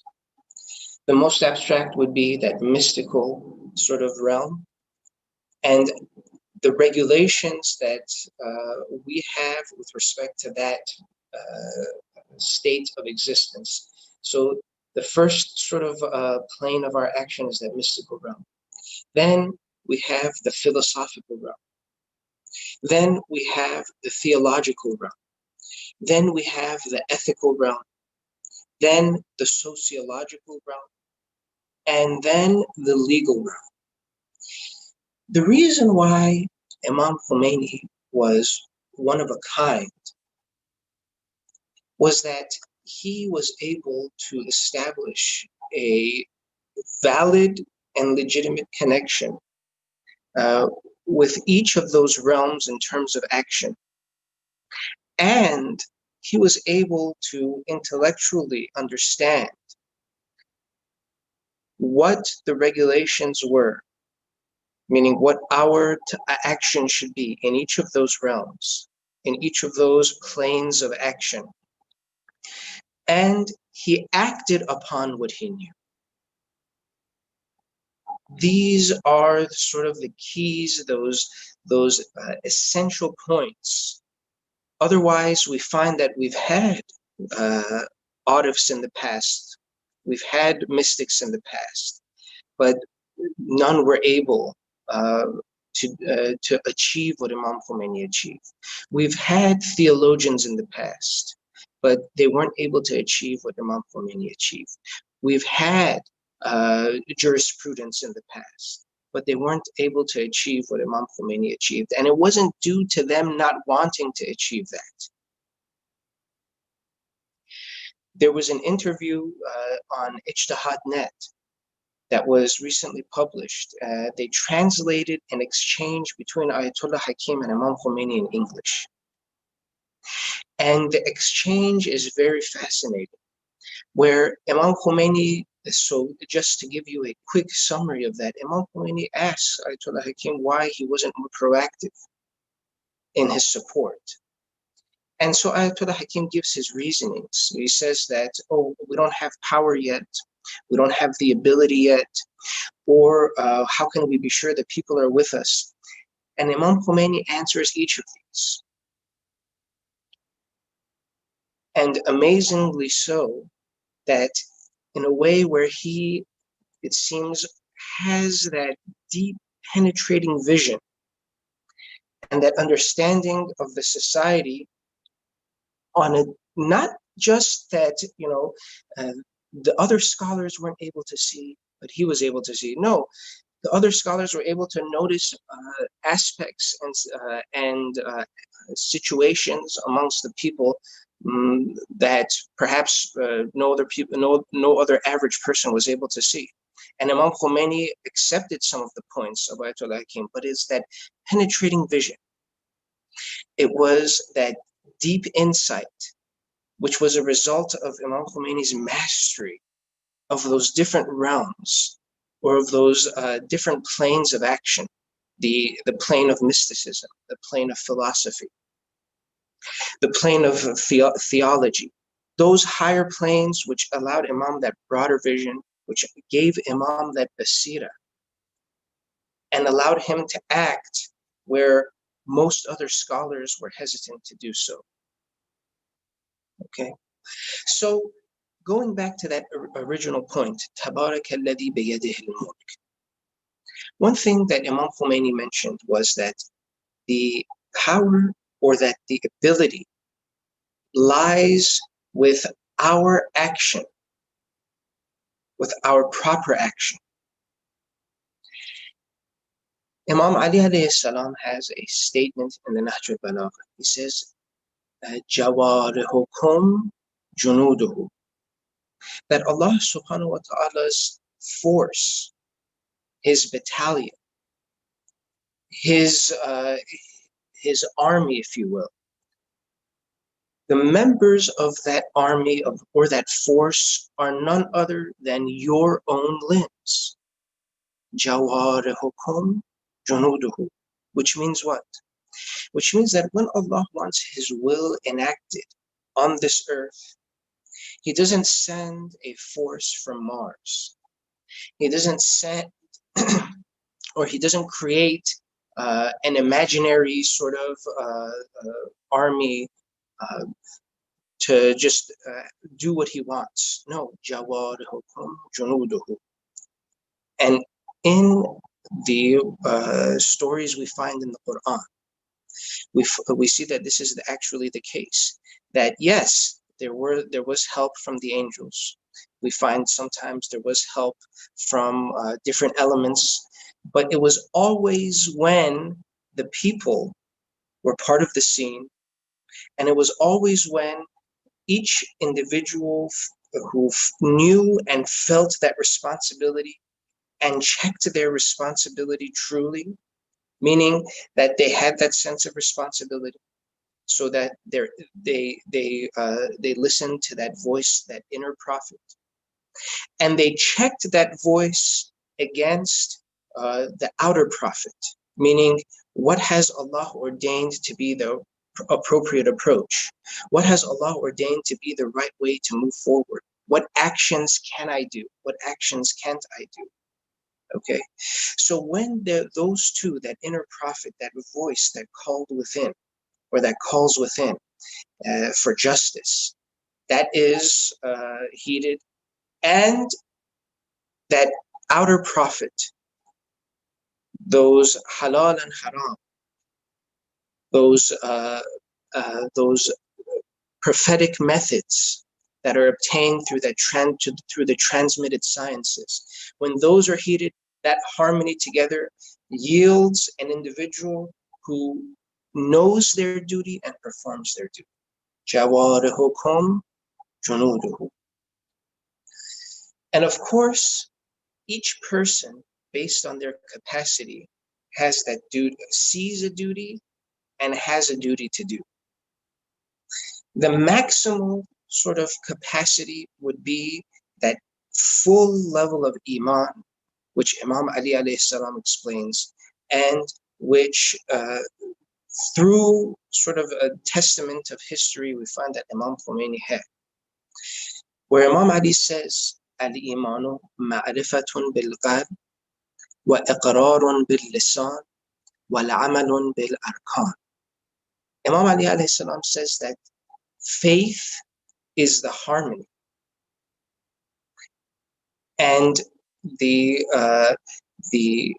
expression in these three different states, ma'rifatun bil-qalb, would be that understanding by the heart, meaning that belief which is not just the memorization of subject and predicate, that belief which penetrates the being, There's a difference between belief and statement. Statement would be that I memorize a subject and a predicate. I rationalize the relation between those two, and I regurgitate that, or I repeat that. Like, for example, what I can say that prayer is good, and I can, rationalize why prayer is good. But the belief is when that statement becomes a part of my being.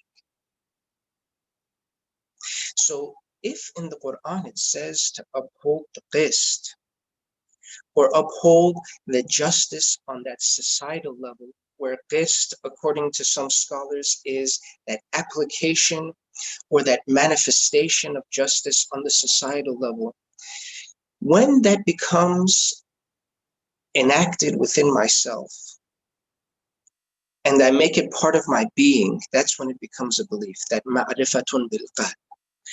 Number two, Imam Ali says, wa iqrarun bil lisan. That iqrarul lisan is what? That the declaration by tongue, that I bring to speech that which is in my heart. Wal amalun bil arkan is the action from the limbs, meaning to physically manifest those things that I hold in my heart and those things that I mention by my tongue. The tongue is the bridge between the heart, the inside, and my actions, the outside. So these three levels, when they're brought together, we find that the person has that full filled to the brim. They've manifested that faith, iman within themselves, and that's what we find from Imam Khomeini. So what do we do? So that was Imam Khomeini. So I'll have to wrap it up. It seems like we're a little behind schedule. So here, with us ourselves, where can we find our responsibility? So here, a general statement from Imam Ali alayhi salam. In his letter to Malik al-Ashtar, he says this: "Innama imaduddin wa jama'ul muslimin wa la'udda ala al-a'da ala ummatu min al-ummah." That imad is different than amud. We have as-salatu amududdin.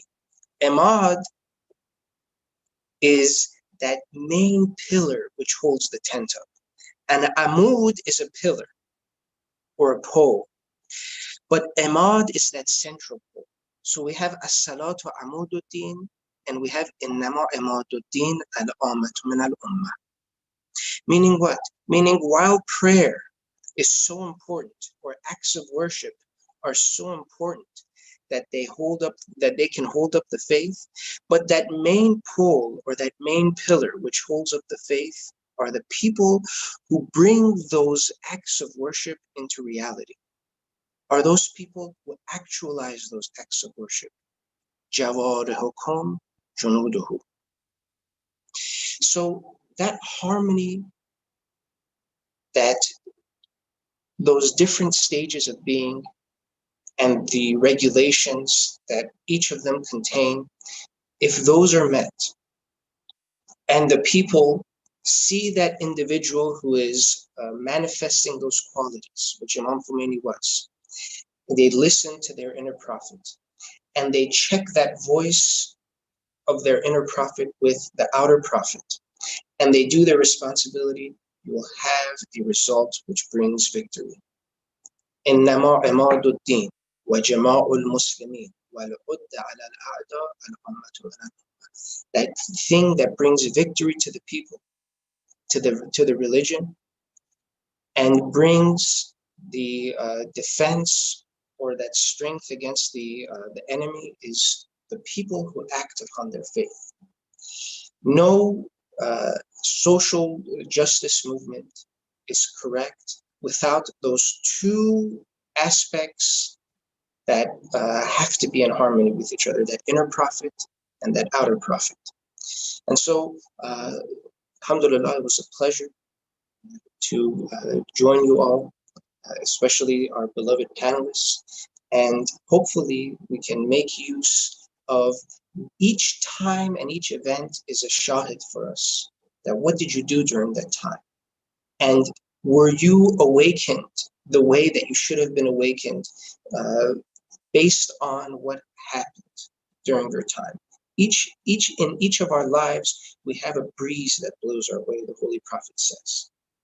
And it is becoming of the believer to put themselves in the direction of that breeze. These events, these current events are a breeze for us, to wake us up, to help us understand things on a deeper scale. And inshallah, I hope that I am able to do that myself, and hopefully we all as a collective are able to do that as well. It was a pleasure to join you all, and please keep me in your du'as as I am remembering you all in the holy city of Qom. Assalamu alaikum wa rahmatullahi wa barakatuh. Assalamu alaikum wa barakatuh. Thank you so much, Sheikh Navid, for sharing with us, and we really do miss you here. We want to turn to our panelists and ask the questions that that you, the audience, have asked. We want to request, just because we are a bit short on time, that each panelist that we ask a question for them to, kind of very quickly respond to the question in a matter of a minute, and then share their closing thoughts in the same go. So if they can respond to the question in about a minute, 90 seconds, and then share their closing thoughts in about 2 minutes after that. So collectively about 3 to 4 minutes, we'll go through each panelist, and inshallah we'll end the program. Dr. Ghassemi, we want to begin with you. We had a number of questions posed by the audience about a disconnect that exists between Muslim youth, Muslim communities. They're either apathetic or against the politics of the Islamic Revolution. They don't have a precise or a positive understanding of Imam Khomeini, and many of that is due to the propaganda, perhaps, that is there to distort the image of the Imam and hence the legacy of the Imam. What can be done to, to put the hands of Muslim youth, Shia youth, and Muslim communities back into Imam Khomeini? And then following that, to share your closing thoughts, inshallah. Bismillah ar-Rahman ar-Rahim. Thank you again. This is a wonderful opportunity for me to share some of my thoughts with the audience. Of course, there is not a single prescription that would be able to resolve these longly held misinformation that has been coming from various sources towards our youth, towards ourselves. In many ways, most of the time, and since I only have a minute, I'm trying to really summarize this in a quick way. Most of the time, we are given to believe that our name is a liability, our existence is a liability, that we do not need to espouse what we're all about, that true Islam in American way is the Islam that belongs to mosques that are not political. Sayyid Abbas just talked about this, that we stay quiet, that we become inactive. And because all of that, our youth, now we've seen the result of it. So what took 30 years to develop, we cannot overnight take it away and erase it. We've dug a hole that's 30 years long. We have to at least spend some time to get us to ground zero and then go forward. So number one, in terms of the recipe for building the understanding of our youth, is education about the leadership, the quality, the quickness of Imam and what he was all about. I think one word summarizes Imam Khomeini, and that is justice is a virtue. For Imam, justice was virtue. Imam was the Dalal al-Haq, as Sayyid Sulayman just talked about. In reality, one of the speeches that I listened to him many years ago, he said, look, for me, the only thing that's in front of me is Allah. So I taught. So having that comprehension and being able to do it in multiple fronts, not necessarily coming out of masajids or jamiyas or Islamic gatherings, but coming from our intellectuals. It's really critical that our youth understand that being the follower of Islam and fiqh Ja'fari and Ahlul Bayt and true Islam and follower of the Khat Imam and Vilayat Faqih is not a backward way of living. And with that, I'll bring it to an end. Thank you so much, Dr. Ghassemi. Just kind of building on that, we'll turn to Sayyid Ayleya. We had touched on the points of Sayyid Khamenei that he made just in the anniversary, this 31st anniversary of Imam Khomeini being an Imam of transformation. And obviously, one of the major points of transformation was to transform the scholarly class, to transform them and inspire them to in the construction of a dynamic scholarship and a dynamic fiqh that serves the need of the people. The questions that we got from many of our participants is, what can scholars and educators do here in America to awaken the Shia youth to the truth of the message of Imam Khomeini and the Infijar al-Nur, the explosion of light that obviously he was encouraging all of us to participate in. Bismillah ar-Rahman ar-Rahim. A leader in Islam is, according to what my teacher Ayatollah Jawadi, Hafizahullah, the biggest mufassir of Quran today on the face of earth, what my teacher said, a leader is not khalq madar, he's haq madar. A leader is not focused on fulfilling the likenesses of the people. A leader is supposed to take care of the rida and pleasure of Allah and what haq says, stands for the sake of Allah. So alhamdulillah, we have this kind of belief and these kinds of values for us, and this kind of ni'mat in the form of a leader before Imam Sahib al-Zaman al-Islam appears. So my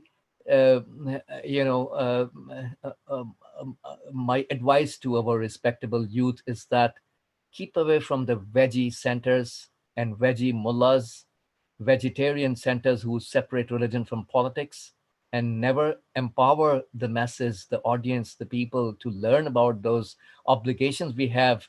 Because what made the Islamic Revolution successful is that not just performing our religious obligations on the individual level, but supporting the leadership. People, 4.5 million people showed up at the Mehrabad airport alone in that event to support Imam Khomeini. So it was the popular support, people performing political duties, that empowers the leader to enforce the justice that we all love to be presented and enforced for the masses. I mean, people in America here in this corner, they are suffering from institutionalized oppression, especially against Black community, against Latino Americans, against minorities, right? And the second thing, very, very quickly, I would like to say is that we need to remember that Nusrat, victory, doesn't come from ourselves. It comes from Allah.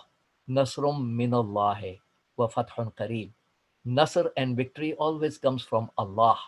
So if we maintain our spiritual relationship with Allah by pleasing Him and not to care what the people might talk against us, like in Ziyarat of Ahlul Bayt, we say, La ta'khudhukum fillahi lawmatu la'im. Anybody who condemns you, Ahlul Bayt, that's not going to seize you, that's not going to come after you, because what they did is for the sake of pleasure of Allah. So we need to understand Nusrat and help and victory comes from Allah subhanahu wa ta'ala, not from us.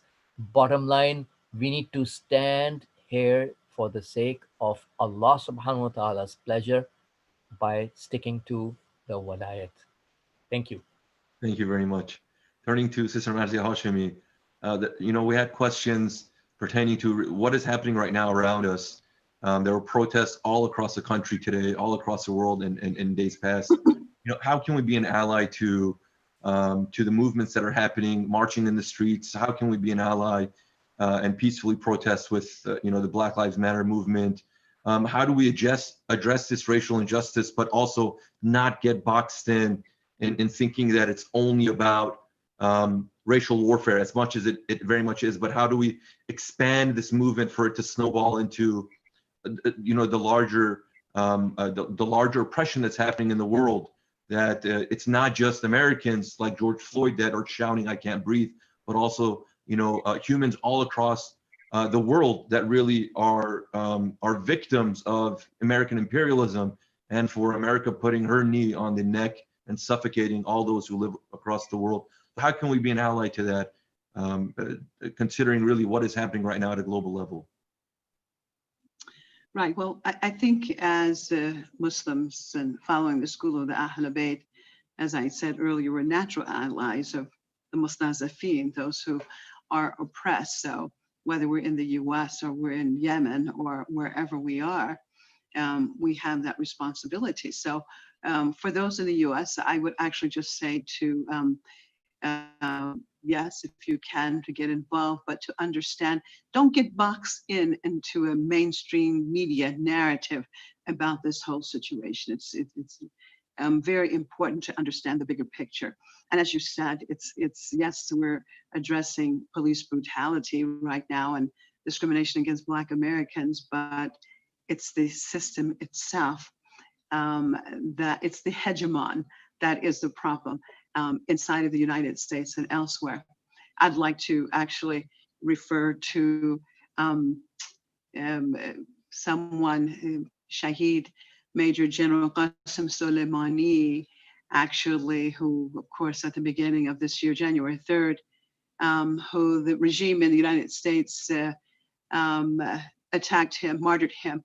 I think, this is someone like this who stood up against oppression, that he risked his life, not because of those who were from the same nation as himself or had the same ideology, but doing what was right in trying to help humanity. When Daesh had surrounded women and children in different parts of Syria, and he was helicoptered in so he could lead the attack to free these people, the ultimate sacrifice for defending what is right, I think that he epitomized a great example in what it really means as far as having that love for justice and that hatred, that disdain for injustice, that no matter what, you're willing to give your life just not to deal and allow and just close your eyes and turn away from injustice without trying to do something. And as our brothers have all said so eloquently, and of course it goes back to having that velayat, understanding the importance of leadership. Unfortunately, what is happening in the US, on the one hand, it's good that people are paying attention. The problem there is that lack of leadership, that lack of true leadership. We have those fake leaders on the ground and that they're always thrown out front. Yeah, unfortunately, because of that lack of leadership, it's very, very difficult. I would actually encourage our brothers and sisters to make those liaisons on the ground and preach the word of the Ahl Bayt, because this is key, to be honest. My concentration right now, as I said in the very beginning, I was talking about the attack on the Black family and the destruction of the family. And I have to say the destruction of the family is Black and white in the United States, because once they destroy that entity, thus they destroy the society. As we see that attempt is being made throughout the world, especially in some of our Muslim societies. So we have to be vigilant.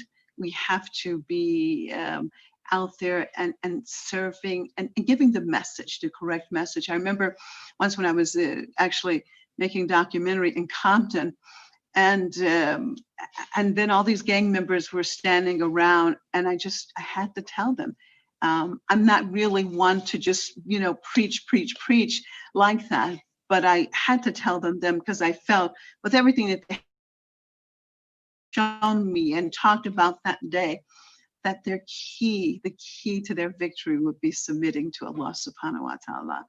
And I'm not saying for everyone just to go out there with the Quran in their hands, but really, it is the way. It is the way. And so again, that faith, that family, and hopefully you guys can have those alliances with those on the ground and let them understand it's not a short-term just reaction and everyone goes out and react, okay, fine, because it's getting some things done, but it's a long haul. They have to be diligent and they have to make sure that the roots are strong, because if the roots are strong, then it's hard for the tree to be uprooted. Absolutely right. Thank you so much, Marzieh Hashemi. Turning to Sayyid Sulayman, this question is always asked, what action can we take as Muslims, in our daily lives, in our daily practice, to enact social justice, to stand against injustice and oppression? Should we be marching? Today, downtown DC, tens of thousands of people came and marched. Alhamdulillah, I saw Muslim people in attendance as well, but what more can we do? Should we be marching as we march, let's say, for Julus? Should we see the same crowds like that? Or is it something more internal that needs to be happening? Is it something more fundamental that needs to be happening, that we can stand in support of the oppressed and against the oppressor? And I'd like to begin by thanking yourself and the fellow panelists and everybody who organized this wonderful session. I know that we are pressed for time. I'll try to stay within the time limit. I think the most important thing is for us to remember that the beginning of anything that we do practically for justice, it begins with dua and with our own orientation towards Allah, so that we focus on what is within ourselves and then we extend that in the outside world. The common mistake that people make and the common trick that is often played by powers that be is for us to be inspired, and those of you who participated here in Washington or maybe in other cities in some of these massive rallies today, and those of you who weren't able to make it, if you see it on TV, it's inspiring. It's powerful that people, in spite of the pandemic and health concerns, and in spite of the implicit risk of violence, still came out and affirmed that they will stand up against racism, against injustice, that they believe that a better world is possible.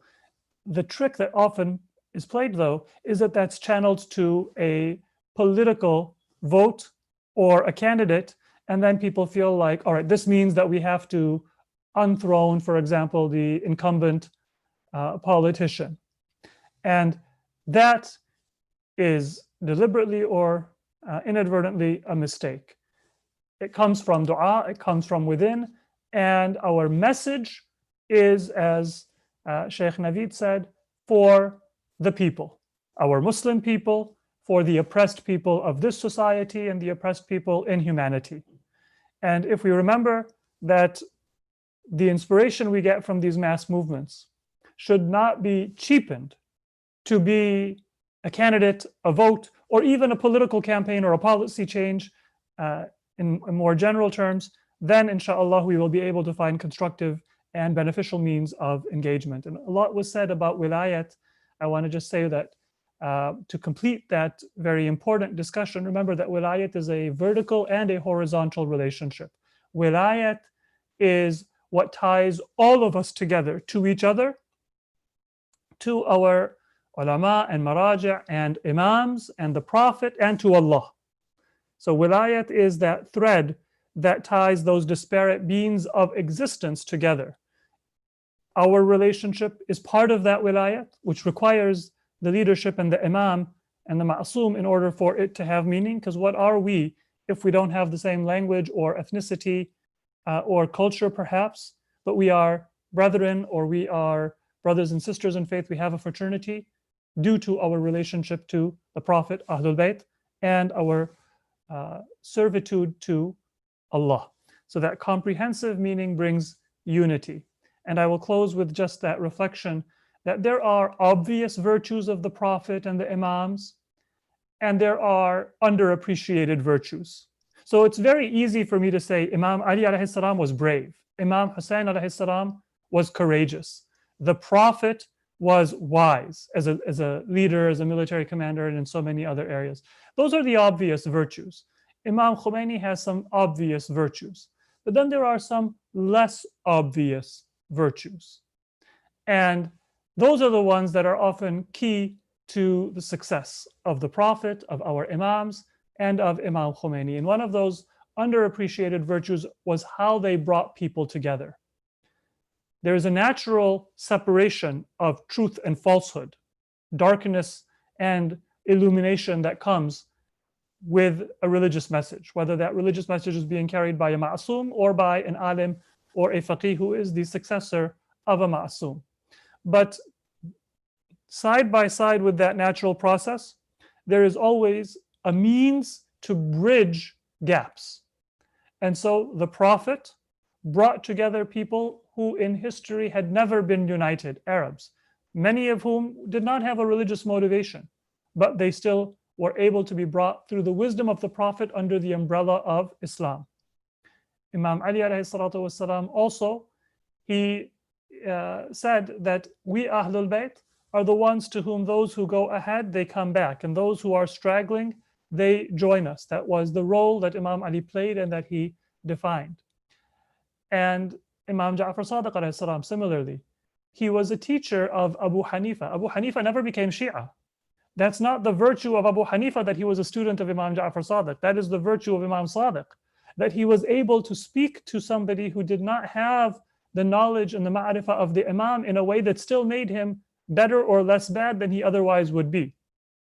And so when we say that Imam Ja'far Sadiq alayhi salam was a teacher of Abu Hanifa, that tells us that we have to be like Imam Ja'far Sadiq, to be able to have a message that is understandable even to those people who are perhaps lacking in certain shared principles with us. Imam Khomeini, if you just look at the students of Imam Khomeini who joined him in his mission, you have people who focused on Islamic law, Islamic theology, philosophy, people whose primary focus was one area of scholarship or one area of societal work. You had people who were politically aligned with the left and the right, but they had their differences. And we can debate who was more in line with the wisdom of Imam Khomeini and who maybe was not. But the miracle, I truly believe this is a miracle, is that Imam Khomeini brought them together, didn't focus on those differences because he had a greater aim. And when you have that greater aim, you remind people of Allah, when you remind people of the shared interest we have in standing against oppressors, even people who may disagree with me, they can become my allies and my collaborators, if not allies, on important projects. And that is an underappreciated asset of the Prophet, of the Imams, alayhimu salatu wasalam, and of our leadership like Imam Khomeini. It is to bring the energies of people towards a greater goal, even if in many cases those people may have differences about philosophical or political or religious or other areas. May Allah subhanahu wa ta'ala allow us to be better servants of His cause, better followers of the path of our Prophet and our Imams, and may we carry on that invaluable torch that we have been given by Imam Khomeini and continue on that path of service to Islam as he did and as he led us and taught us to do. Thank you again for the opportunity to be with you. Jazakallah. Thank you so much, Sayyid Sulayman, and thank you so much to all of our panelists and Sheikh Navid for joining us. It really was an honor hosting everyone, learning from everyone, and we really thank them for sharing their reflections. We want to thank you, the audience, for participating, for your participation in the form of questions that you sent. We try to facilitate as many of the questions that we received and to try and merge them together so our panelists could inshallah respond to them. We apologize if we did not get to all of your questions, but we look forward to inshallah facilitating future programs, not only to continue to analyze how we can apply the legacy of Imam Khomeini here in our current context, but also to be an ally to all of those who are being oppressed all across the world. As we mentioned, that Imam Khomeini, one of the central characteristics of his is being an Imam's transformation. We hope that we can be inspired to transform ourselves, to transform our families, protect them, and to transform our communities and then the larger society and the world, inshallah. We will, inshallah, end with a short clip. As we transition out, we want to thank you again for your participation, and we look forward to your attendance in future programs. Wassalamu alaikum jami'an, rahmatullahi wa barakatuh.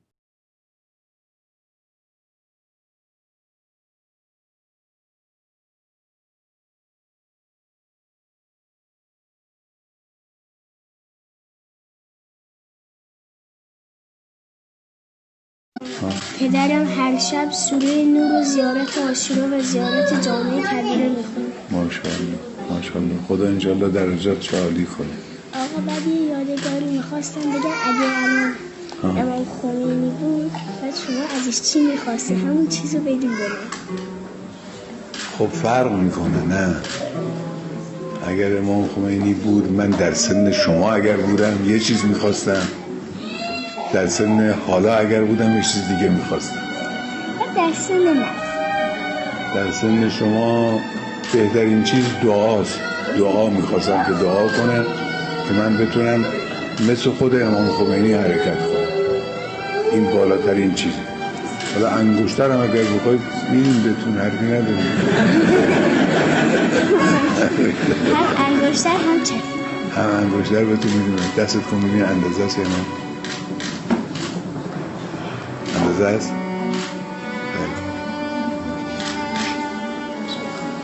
خب تو کلاس چندی؟ 6.